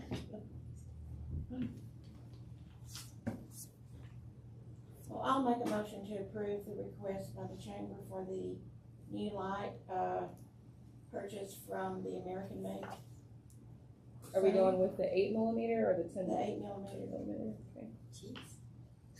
What's over the 8mm, the ones in? Motion from Shirley to approve the 8mm watchfire sign from B&S Southern Sign and Crane Services in Toller, Texas. A motion from Shirley. Can we revise that to have them update the estimate to remove the tax on that? Yes. And you might negotiate the removal. The labor. Yeah. Well, and my question is going to be, because there's still going to be something he acted like as far as dealing with electrical. So that was the, okay. So the price, unless you can get the price down, or get them to do that, the price that Shirley is making a motion for on this document is $47,760. Is that wrong? They'll be out here. You good with that? I can't see. I'll second. Since we're okay on our. Did I do yours side? The watchfire people? I'm sorry, thank you, Tom. No. Got a motion from Shirley, a motion from Shirley and a second from Tom to approve the purchase of a new sign at the courthouse from B&S Sign. The 8mm from Watchfire, and they're gonna take off. It's a watchfire sign. It's actually BNS, the sign place, I'm sorry. But to take off the tax, is that what you're saying? Yes, take out the taxes, that's the taxes Minus off. The taxes. price is $47,760 on here, unless they can negotiate and get that down a little bit for the $2,200 difference in the two removal projects. That's always fun to bring that up to them. Any other discussion? Tom made the second. Any other discussion? All in favor say aye. Aye. Opposed, same sign. Motion carries. There was actually two companies, and one of them never got me back with a bid for the watchfire sign, so I may go ahead and see if they pass one. And if I can make one comment, this company I know deals with our Eastland sign and the Majestic Theater sign, so they're reputable. We never had an issue. The Eastland sign on top of the museum. county building. They always come out, and they're good to work with. So good. Anybody talk Item about number the 7, piece discuss about that? consideration of the Eastland Fine Arts Association lease the Majestic Theater. sorry, it took a little long. So Games begin. we are asking for y'all to change two different things in our lease agreement. Number one, I guess, would be the insurance. Right now, it's in our lease agreement that we would provide insurance on the building. And we are hoping that we can jump on with y'all's insurance a lot like the Conley has done. Over the years, our insurance has, I don't even know how much it's been. When I started in 2010, I think we paid $6,000 a year for the building, the contents, the general liability. Since then, it has went up to $18,000, and this year it's going to go to $22,000, which is crazy amount that we're spending on. And most of it is the building. So I think what we're asking is the lease agreement to change. That way we can look at TML jumping on with y'all. We would pay the difference. We think it's going to be a lot cheaper to do it this way. We would still have to go out and get contents and general liability insurance, from my understanding. Per the lease. Per lease. Go. So that's the first request. So I guess you're gonna break it in two parts, right? That will. Is that how we need to do it? I mean, I think so. Yeah. So the first request. So initially, because he has a time issue with insurance and their policy renewing in March, their existing policy renewing in March, and it's just not financially feasible to keep sustaining that. So we don't have anything budgeted to take out of general funds. We weren't expecting that, right? When we did budgeting, but the lease has to be amended, period. if they're going to get on the city's insurance, because the current lease says that they will provide the insurance. So that's part one of that. Do you want to go? And to be clear, the insurance that we would be putting on our policy is just for the structure, correct? We're not absorbing any liability insurance or going to be exposed to anything of that nature. I mean, insurance, you're always exposed. You're always. Because I know your second. I know your second part of this. So my concern is if there is something that arises from that, is it going to impact the insurance that we have in general? I think even if there was something that happened now, it's still going to impact y'all. Well, because y'all are owners. Just go of the builder. But the second part, I guess, which would play in it, that we would have to go out and get another policy, which I'm not asking y'all to do, a liquor license. I don't know if y'all have had time to look at these. I didn't get them in time for the packets on Thursday, but I got them here today where you can look at it. I don't know how everybody feels. I know we've been wet for a while, but it is the historical majestic theater. It's family friendly. And we want to keep it that way, but we also want to look at different avenues for generating revenue. And this is what I came up with. We're just talking about renovating the mezzanine and turning it into a beer and wine bar only on Friday and Saturday nights of certain movies. So if it's PG movies, we're not going to be serving alcohol. Instead, we could utilize it for birthday parties or special events that people want to rent it out and watch the movie together. If it's a Christian movie, maybe the church want to rent it out. So there's a whole lot of different things besides just the beer and wine bar up there, but it's going to allow me for PG-13 and some R-rated movies to where we can serve them on Friday and Saturday night. And it's not going to be like a full-out bar where we're going to stay up until midnight. I mean, we'll probably open it up 30 minutes for the movie and give them, maybe 30 minutes after the movie's over, out of the deal. So we're talking about being closed by 10, I would assume, depending on the movie. I'd like to know the chief's opinion on another establishment with. We're going to deal with it like we deal with any other restaurant that sells alcohol. If there's a problem, people are going to go to jail. If there's not a problem, there's not a problem. Walk on across the street. Entirely up to you guys. Okay. One of the things, let me do the first, the easy one first. I have had a reliable source, I think, and maybe a bloomer idiot as far as you think, but I had a reliable source ask me or tell me that we don't do a real good job enforcing the age policy of kids up in the balcony, people up in the balcony. Oh, that is something that we have to address. That will be enforced. Yeah, right now it's not. If we approve the sale of alcohol, I don't think that's an option. I think you've absolutely got to enforce the difference is we're going to have a bartender up there that's going to see. They're selling liquor. They can't patrol who's going up and down the stairs. Sorry, but that's good. You've got to make sure we enforce that policy. Maybe some TABC rules need to look at on that also. I'm sure there are, and so I'll throw that out there that we need to make sure whatever the policing mechanism is that we've got to. If we're going to be selling beer and alcohol, wine, or whatever in the balcony, there are no underage people in the balcony for any circumstance. I don't care if I'm going up there to drink and my 17-year-old son wants to go with me. No, I don't get to go up there and drink and take my son up there. No one gets to go on that balcony underage. And that's my 2 cents worth.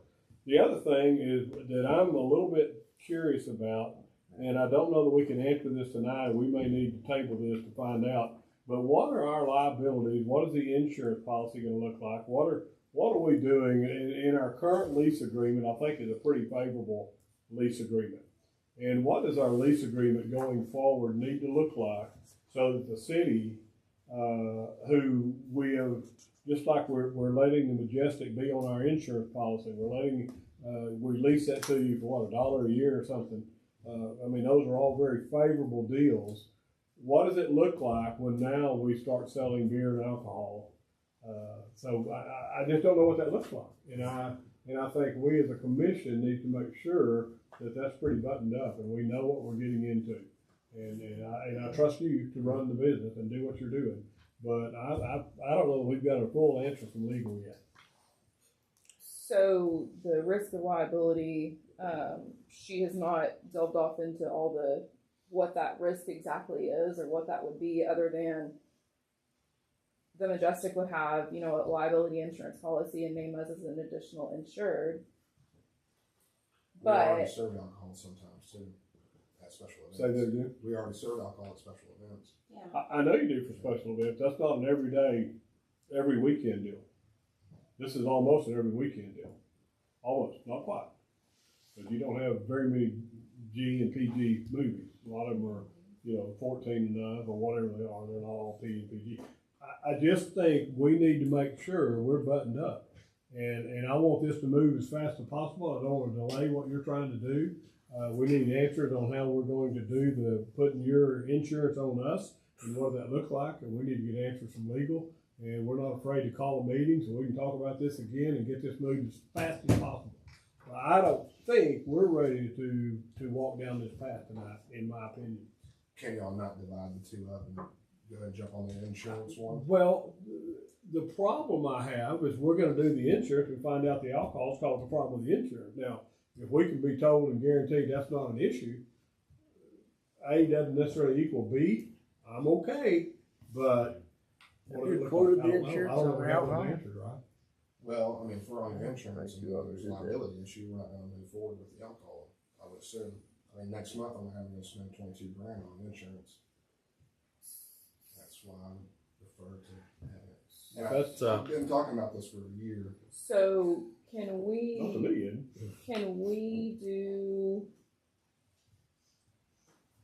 Can Tony delve off into researching the insurance side of what that would cost to place it on city insurance, just building only, along with the sign and everything, their existing policy of what they currently have, and moving that over to TML and seeing that cost and coming back with that at a bold meeting?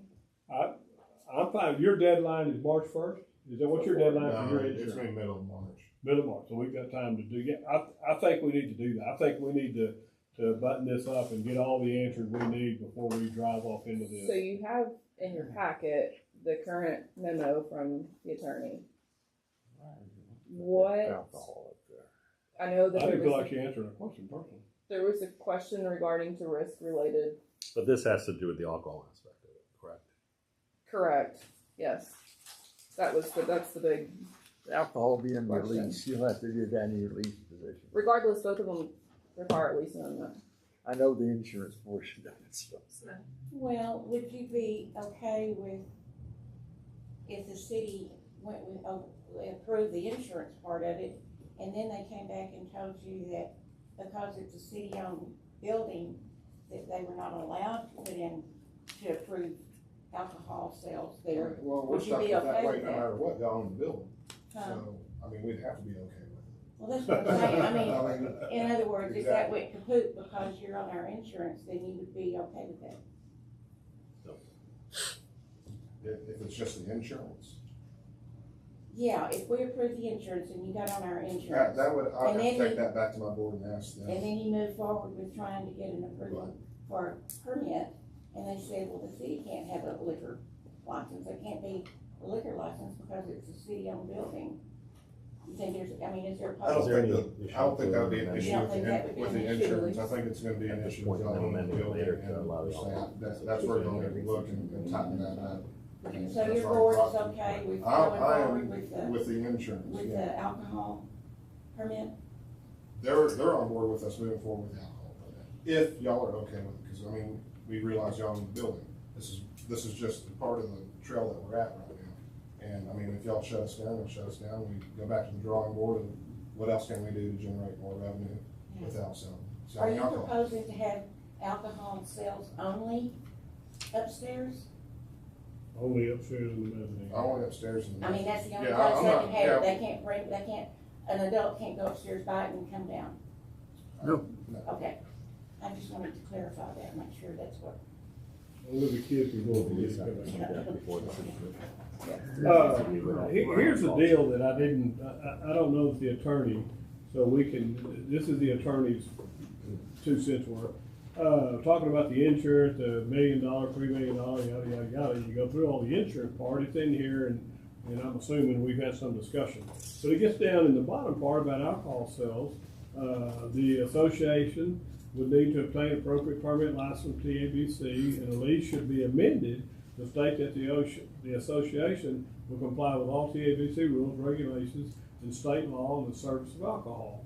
Number 2, I recommend that the association obtain, whether directly or through the city, a liquor liability insurance policy. Okay? Now, are you going to obtain that? Yes. Can I pause there? TML IRP's recommendation was that the fine arts, obtain that and name the city as an additional insured. Yeah. So you've already talked to TML? Yes. That's what you gotta do. And the next one was I recommend the rental amount be increased to a fair market value instead of $1 per year. What is a fair market value? She did not tell me that. Her $17,000 a month. We'll keep paying our own insurance.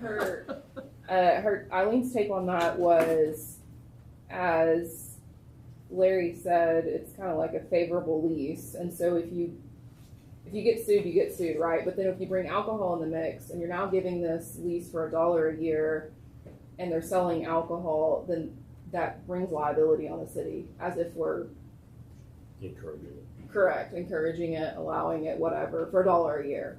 That's why she stated the fair market value. I don't know what fair market value is. It's commission can say no. You can say no. Her last comment, bullet deal. If alcohol sales are involved, the city should charge a regular rental amount like any other commercial tenant. If the lease still requires $1 per year in rent, it could be seen as though the association's activities subject to theater, including the sale of alcohol, are condoned or encouraged by the city. That's kind of just the mindset that she throws out there. How are people going to perceive this? If that's that kind of about, we give you $1 a year, we're okay, pat you on the back and keep on going. And that's all. It becomes, instead of a non-profit, great thing that you're doing, to more of a enterprise. And you got some of that, you got to stand on your own 2 feet. Is the way I'm seeing what she's saying. Mm-hmm. So, again, I don't know if we can answer this tonight. So Larry, I'd like to make a motion, actually. Okay, the commission can see a path forward, knock it out, go. So I'd like to make a motion that we do the necessary research for the insurance, the lease adjustments for the insurance, and bring that back to a called meeting for the commission to make a decision on because of his time frame on the insurance. The alcohol portion is tabled to a later date until legal can properly advise and we can see what the insurance implications are. And that meeting needs to happen sometime before the middle of March, whatever your deadline. We need to know what that deadline is, and we can pull the trigger on it. We can work as hard as we can to get all the answers and settle this one time. I'll second that way we can satisfy your insurance needs while we do the research to protect everybody on the alcohol side of it. In the meantime, I'll probably need to come back for a temporary liquor license. Well, let's see where we go. Let's have some more discussion and get a plan, and then we'll have a called meeting sometime before our March meeting, which is the same time as this. No, today, 16th of March, and we'll try to do that before then. You need to know exactly what your deadline is for us, if you would. Because we could do it in our next regular meeting, but you got to make a decision that night, if that gives you time. If it doesn't, we'll call a meeting and go. Tom has made a motion to go ahead and move forward with the insurance to get you set up on the property. On the property, and then we will. And the lease adjustment necessary for that.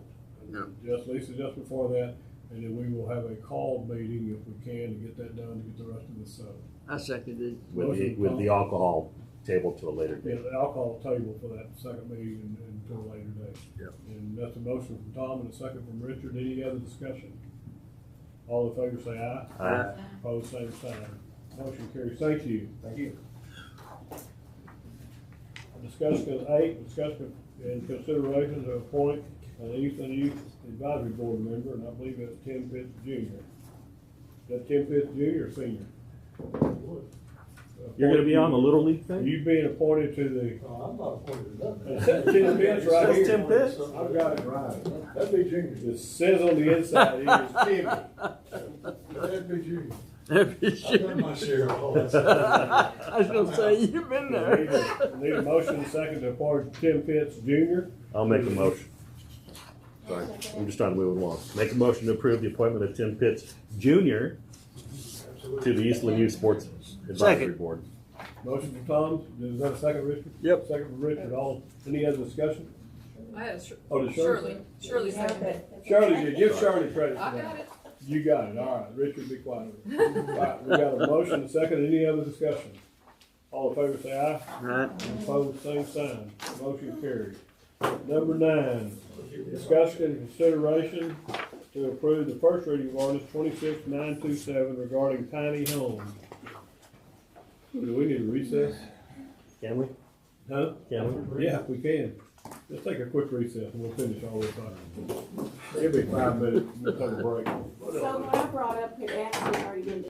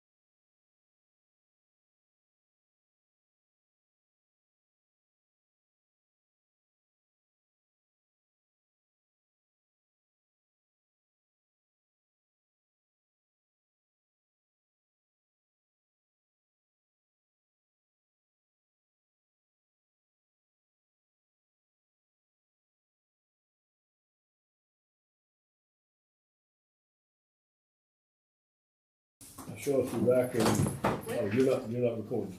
You ready? Show us you back in, regular session at 7:46. And we are on item number 9, the discussion of ordinance 26/927 regarding tiny homes. Tony's got a PowerPoint presentation to fly through. I'm gonna go as fast as I can, sir. This ordinance is to create definitions, regulations, and land use designations for tiny homes and tiny home parks within our ordinances. Just quick history, a few months ago, Brian Jackson came to the City Commission, was asking us to see if we could find a way to allow tiny homes here in Eastland. Currently, the City of Eastland doesn't have a minimum size requirements for homes being built on site. However, we don't have rules that allow for a structure built elsewhere and brought in as a whole or in sections that aren't a manufactured home or a modular, or also called an industrial home. So looking at the definitions, this defines a tiny home as a dwelling that has a square footage of no less than 240 square feet and no greater than 800 square feet, with or without a permanent foundation, capable of being connected to available utilities including plumbing, mechanical, natural gas, communications, and electrical systems. Tiny home on wheels, that's a tiny house that's built on a chassis or on a trailer, or is in a vehicle that's been converted into a home. So basically, these are vehicles as far as the state's concerned. So, tiny home park is a unified development located on the property, configured as a single lot, undivided or divided, but on which individual lease pads along with common areas and open space areas are established, which the pads are privately owned, and where more than two tiny homes may be placed in a tract. I found all these cool pictures online.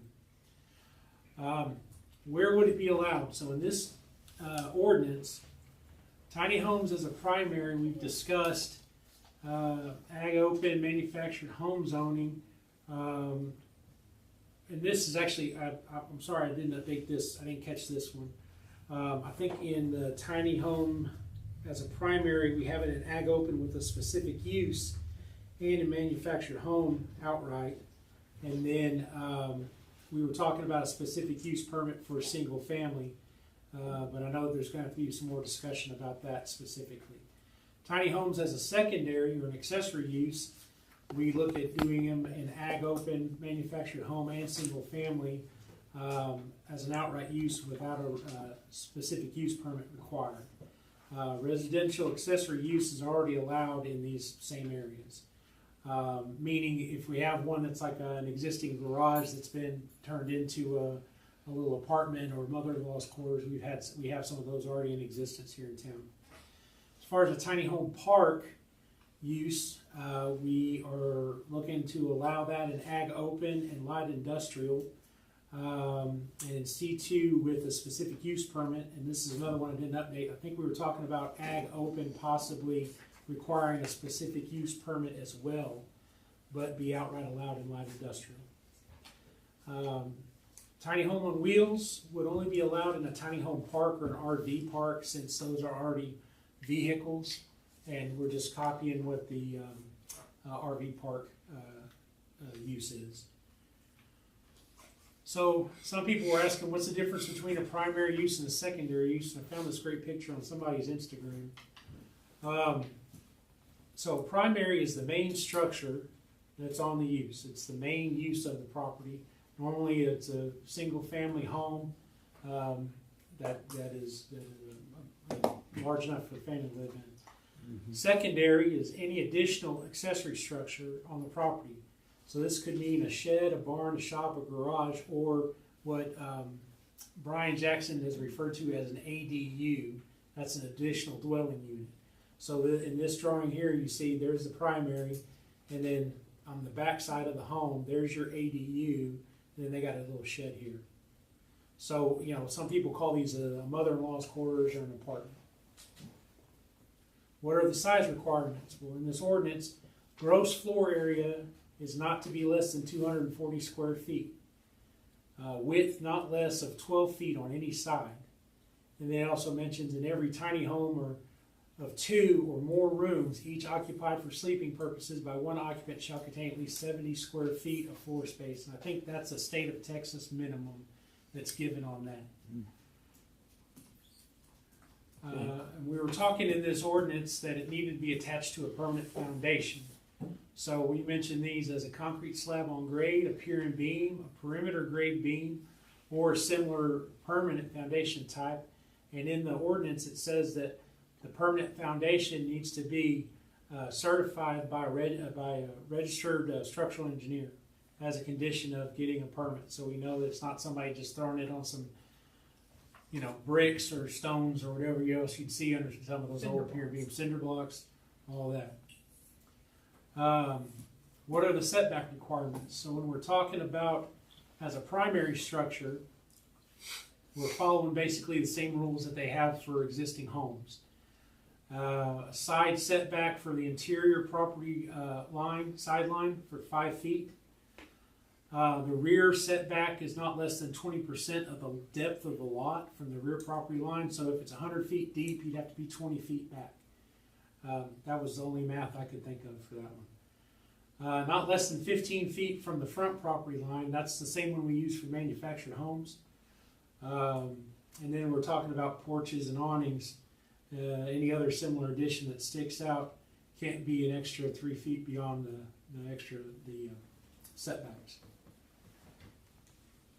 As a secondary structure, we're basically using what we have in existence for accessory structures in the code already. This is under section 19-13. Interior side setback of 3 feet, rear setback of 3 feet. Accessory structures in a residential district may not exceed 20% of the rear yard area. Must have a minimum of 12 feet separation from the primary structure. If an accessory structure is greater than 10 feet in height, any additional 1 foot setback is required for each foot above the 10 feet height. So if we're going up a couple extra feet, you got to come off a couple extra feet. How many residential units at a time? So in this, we're looking at allowing a maximum of 2 dwelling units at maximum on a lot of parcels. So this would be the single family home with an additional unit in the back to rent out. Or if we're going to do primary tiny homes, then no more than 2 tiny homes on a lot. Because when you go past 2, then we're talking what would be the tiny home park. Yes, Yeah. sir. So the questions that we asked at the planning and zoning meeting is kind of what we discussed, because I know that there's a feeling in both ways as far as the primary uses. I had them decide, what kind of recommendation they wanted to give towards y'all. They think as a secondary unit, they're for that. No question. They all thought that was a great idea. As primary, the discussion went about, talking about being able to do a new home for somebody, since prices are so crazy for real estate now, that maybe a primary structure, a tiny home as a primary structure might be beneficial. And that's the recommendation that they gave to y'all. But then, of course, with this is going to take y'all doing some discussion on it, because you may not agree with what they come to you with. You may feel like maybe in some places it's primary, maybe not in others. So that's kind of where we just left it with y'all. Okay. You got the little diagram on page 2. Kind of gives you the flavor, if you went through all that, kind of what I think we've got it. It makes sense, but we need to make sure that we all understand what this is saying and what we're talking about, and any opinion you have that you disagree with, you need to speak now, forever hold your peace, I guess. Does everybody understand how to read that? Tiny home primary structure is marked, highlighted.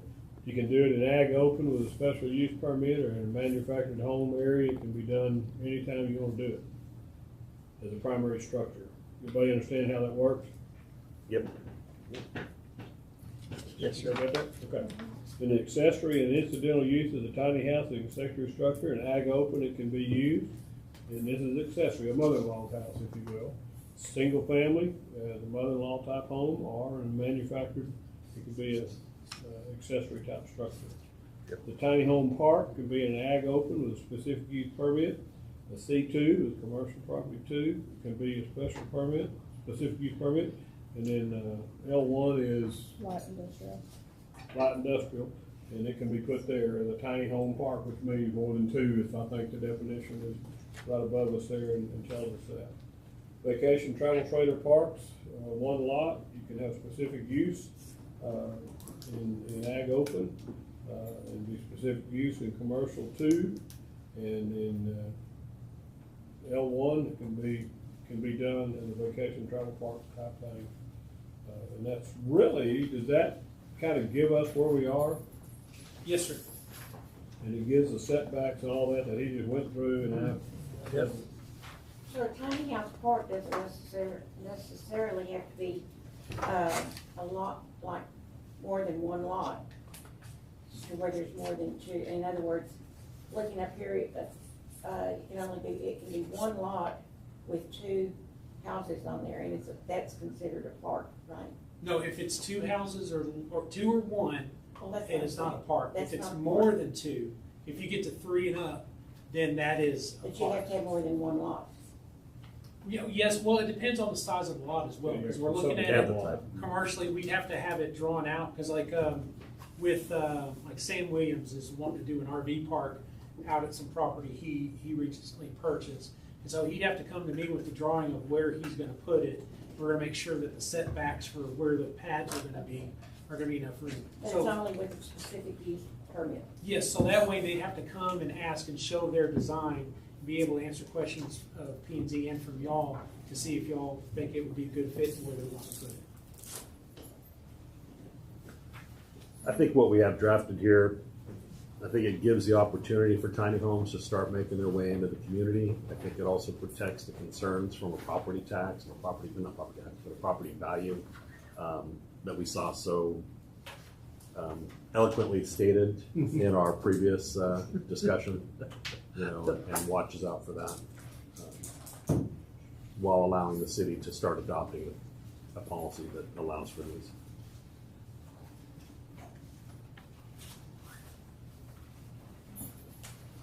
This is a lot better than the last time around. Thank you, sir. You've done a lot of work. I have multiple drafts because I'll see something that I messed up on and have to go back. So I've got like 15 different drafts of this thing, but that's the ultimate one there. Yeah, my concern is that it's a win-win for everybody. It's a win for the city. It's a win for people needing this type of housing. Right. And maybe it helps us grow. Yeah. When we're looking for labor, for new businesses coming in town, this is maybe an option in the short time for people to have a nice place to live in. Yeah. And we were talking earlier, and I think I still have it pulled up here on the computer. Let me hop out of this real quick. I have the zoning map here of the city. So when we're talking about the different areas, like the purple areas here, those are light industrial areas. So I don't have my fancy pointer now. You see my little crosshair there moving? Yes. So this is around the airport. That's light industrial. Then going to the east, we've got there's the business park down here by Pogue Park. And there's some areas back off to the west here.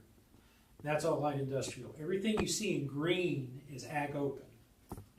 So those are all areas that, with a specific use permit, somebody might be able to pick it up and use. The yellow is a single family. The brown, which kind of looks like the pink, that's manufactured homes. So that's up here by the light industrial area, by the railroad, over here by Oak Lawn and Virginia. Down here, south of where Burkett turns off, going south on Seaman, down there is manufactured home. So this kind of gives you an idea where there's an opportunity for some of this stuff to be used. I would zoom into some of the areas, but this thing, it's like waiting for Christmas to get it to update, and I think you guys have been here long enough. I don't think y'all want me to do that. Well, I'd like to make a motion to approve the first reading of ordinance 26-927 regarding tiny homes. Second. We've got a motion from Tom and a second from Richard to approve ordinance 26-927 regarding tiny homes. Any other discussion? All in favor say aye. Aye. Opposed, same sign. Motion carried. Number 10, discussion, consideration, approve resolution 2026-03. The resolution authorizing the continued participation of the steering committee of the city served by Encore and authorizing the payment of 11 cents per capita to the steering committee to fund regulatory and legal proceedings and activities related to Encore Electric Delivery Company, LLC. So this is a standard, we do this every year. They represent us dealing with Encore. And you can see in your packet, there's a total of 174 other members that participate in this. So it's a good thing. I move that we pass resolution 2026-03. Quick question, has the pricing changed No, since? it's not. I'll second A motion from Richard to approve resolution 2026-03 and a second from Shirley. Any other discussion? All in favor say aye. Aye. Opposed, same sign. Motion carries. Item number 11. Discuss consideration of approving the agreement between the city of Eastland and Brindley Mountain Fire Apparatus to sell by bid, process surplus fire vehicles and equipment. The chief doing this one? So in your packet, yes, he's going to comment on it. In your packet, that's not, for some reason, not right. So on the pictures of the apparatus, Engine 61, Tanker 6, those are the two that Chief Brightman had evaluated by Brindley, correct? Correct. And Engine 61, their recommendation selling price was $80,000 Each? No, for this Engine 61 was $80,000. List that price. Tanker 6 came in at $70,000 to $75,000 starting range. And with this agreement, Brindley Mountain would be able to receive a percentage of the sales. 10%. Correct. Yeah, it's listed out in that first page of the agreement. So he's not selling the whole fleet? No, I don't know why all that's. I saw the pictures of Sorry, that's why it's just engine 61 and Tanker 6. Just those two. Okay. All right. Selling both of those. Do you have anything else to add that I might have? So there is a huge market right now for used fire apparatus because of the way the manufacturers, their prolonged manufacturing times. It's taken up to 48 months to get a fire engine. And so there's a great market right now. So these trucks have some significant value left in them, even though they're they're pretty old and require a lot of maintenance and upkeep. So the Brindley Mountain, they have a very wide network of apartments that buy used apparatus. So they don't charge anything to list them for us. Only on the sale would they take a percentage. And how do they do that? I see it's by bid process. So do they have a reserve that is the price that they're recommending, so it could go up from there, or? But they just value it at what the market is, and you can negotiate from there. So it could go down. But the starting would be 80 and 75. Okay. Okay, what are you replacing these vehicles with? What's your, you just got a new engine, did you not? Did you just get? A new pumper tanker would take the place of Engine 61 and the tanker. We combined that. It will replace both of those? Both of those. Okay. All right. And if we sell these for that price, that would, if you'll recall, y'all approved the GovCap, that would pay for that. Right. So again, which ones are we talking about? Engine 61 and Tanker 6 on the first page. First page? Just Yeah, these first two? page. Just those two. All this other stuff we're not. Correct. That's just show and tell. He just keeps to see if we're paying attention. Show and tell. He just wanted to see all the pretty equipment. It's in their medical bills for the fire department. Make sure it's clean. We good with that? Everybody good with that? Yep. You good with that? I move we approve it. Oh, you gonna make a motion? Or you gonna- I move we approve that we accept give these machines to run the mountain fire apparatuses to sell and bid the process of it. Assign it to them. I'll second. You beat me.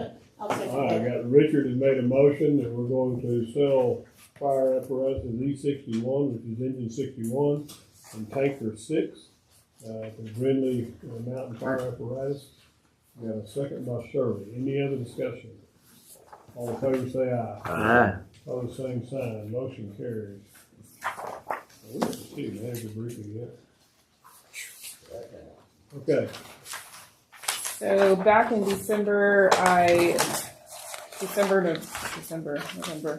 told you that we went through the amendment that GLO was having to go through and approve for additional road work. That was finally approved last week or week before last. So that work's scheduled to begin at the end of February. Fingers crossed next Monday, but construction always delays for some reason or another. The following locations included in the work are the intersections of West Valley Street, south of the intersection at South Walnut, West Patterson Street, and then at the intersection of North Lamar over by the jail. The jail area, remind you that that's the storm drain underneath that. So then, and South Walnut's also drainage issues, along with Patterson. That's 2 places, right? 3. West Valley, south No, of it's the 2. I'm intersection sorry. of South Walnut Street. It is 2. Sorry. Okay, all right, make sure I read it right. Yes.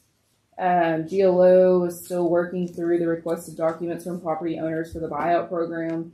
We are getting movement. Where we're waiting right now is property owners to finalize and sign their documents. As soon as we have everything signed, it's get up and go. We're going to be starting this buyout process, and this is really the last piece of the grant. The contractor for the Texas Water Development Board flood pump line is going to be, they're supposed to be back on the ground beginning in March. The ice storm delayed them in their job in Abilene.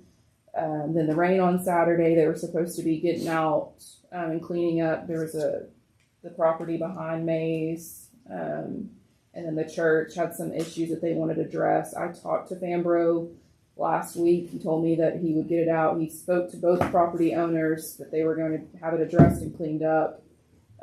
So I have his word is that he talked to both property owners and they've kind of worked that out. No update on TxDOT. That's still the same. Again, weather delays and contractors and trying to find new contractors. Wildfire mitigation. Roberts Truck Centers continue to work to repair the truck. The new transfer case is being delivered this week. Once that's been installed and properly functioning, we'll receive the truck back.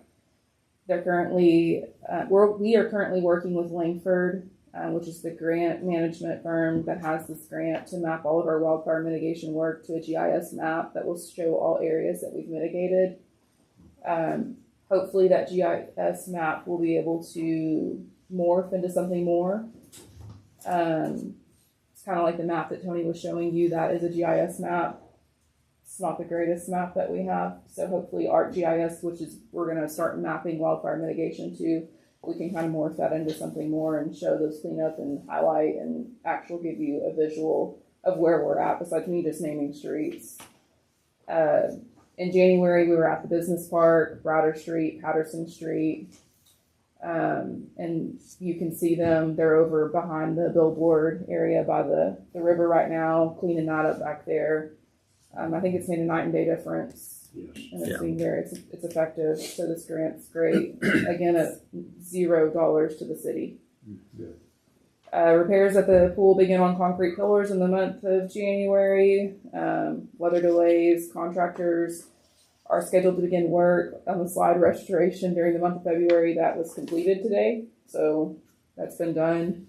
And then May 30th is the first annual 5K to benefit the pool. All participants signed up to run will be able to swim following the race prior to opening day. So we're working on.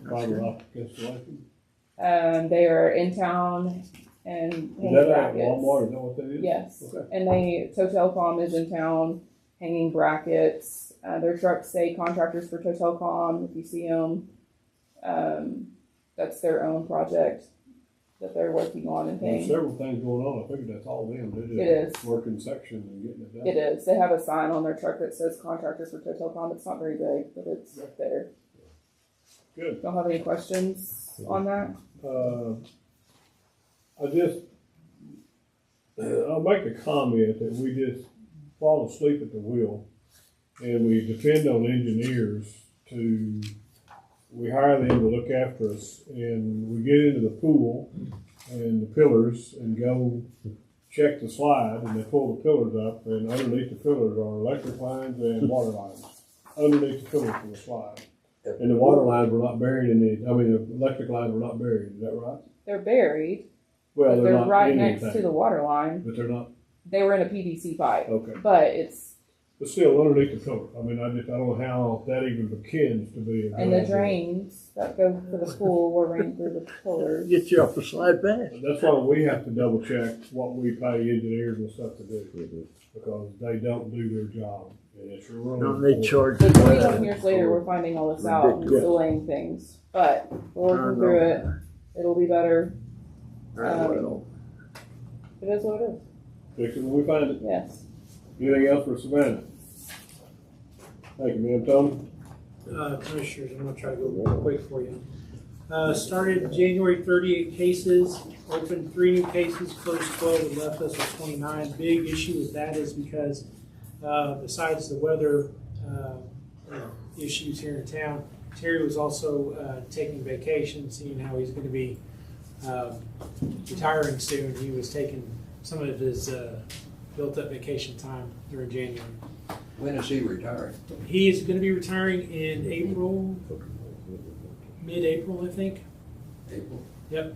April Are 18th. you training anyone ahead of that or waiting until he's gone? No, we are actively transferring code enforcement over to the police department. Code enforcement will be transitioned to Remember Isaac came in here earlier? It's a new code enforcement officer. Yeah. I tried that one time where there was projections to it. Well, and I think transferring that over to PD is something that, with some of our frequent flyers that kind of like to fight us, may not be happening as often. Yeah. So PD enforces the law, so ordinances and those types of things. They'll go and be certified in code enforcement and a certified police officer, so they are trained to handle any issue that may arise. And the officer will be working with me also, because I also have issues that pop up that I have to, we'll probably have to work with him, and he may have things that he wants to get with me about just to see, exactly how the ordinance is written, for different things. But I think it's going to be something that's going to be very beneficial for some of the issues that we've seen here in town. And also the having to wait for all of the mailing and notifications with that we have to do when we want to give a citation, that has to go out and go to court and everything else. They can whip it out right then and there. So. Well, one of the things that I never thought about that came up recently about this is in our society today, as crazy as people are, some just Joe Blow goes up and knocks on somebody's door, they're agitated. They're not necessarily prepared for what may happen next, and police officers are prepared all the time. And that's why the code enforcement guy, full-blown police officer. It's a scary business. I've been threatened with a firearm before, so. If you'll threaten the guy that big, you threaten him. Anything else for Tony? No, sir.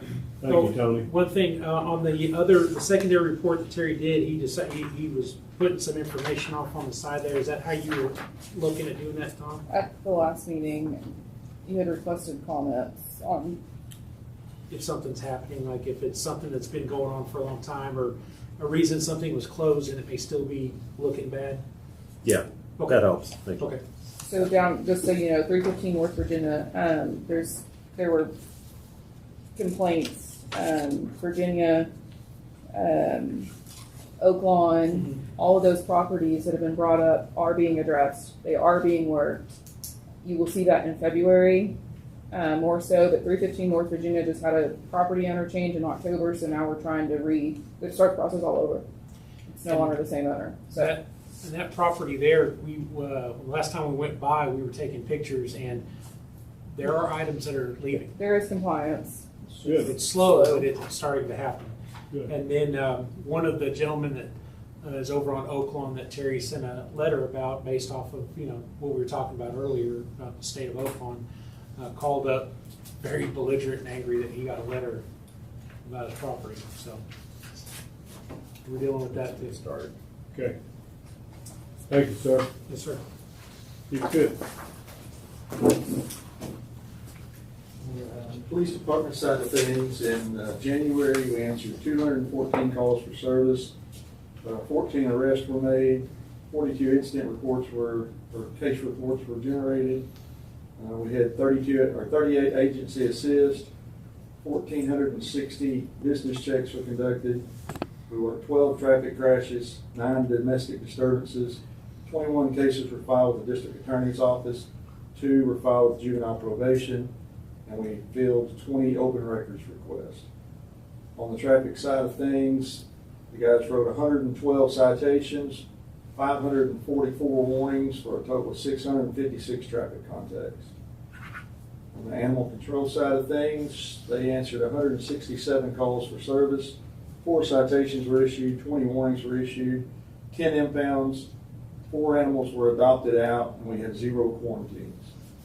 We had 2 DWI arrests, 2 narcotics arrests, 4 felony arrests, 1 arrest, and 6 others, including assaults and things of that nature. Including what? Assaults and just any other kind of arrest. Y'all met our new K9 unit. I added that on here. We're excited about getting Heath going. That K9 unit was provided by a donation from a ranch, a local ranch here that paid completely for that second K9 unit. So we're excited to get that unit up and going, and that's going to help. Having 1 unit is really hard. You wear 1 officer out, and you can't do it with 1. You need 2, at least 2. So we're excited to get that going, and that's really going to help us. The guys did have 1 substantial possession of methamphetamine arrest that ended up with us taking quite a bit of product off the road and making some substantial arrests on that, and we're really proud of them for that. Great job. Yeah. What are your readers? What's the status of your readers to read license plates?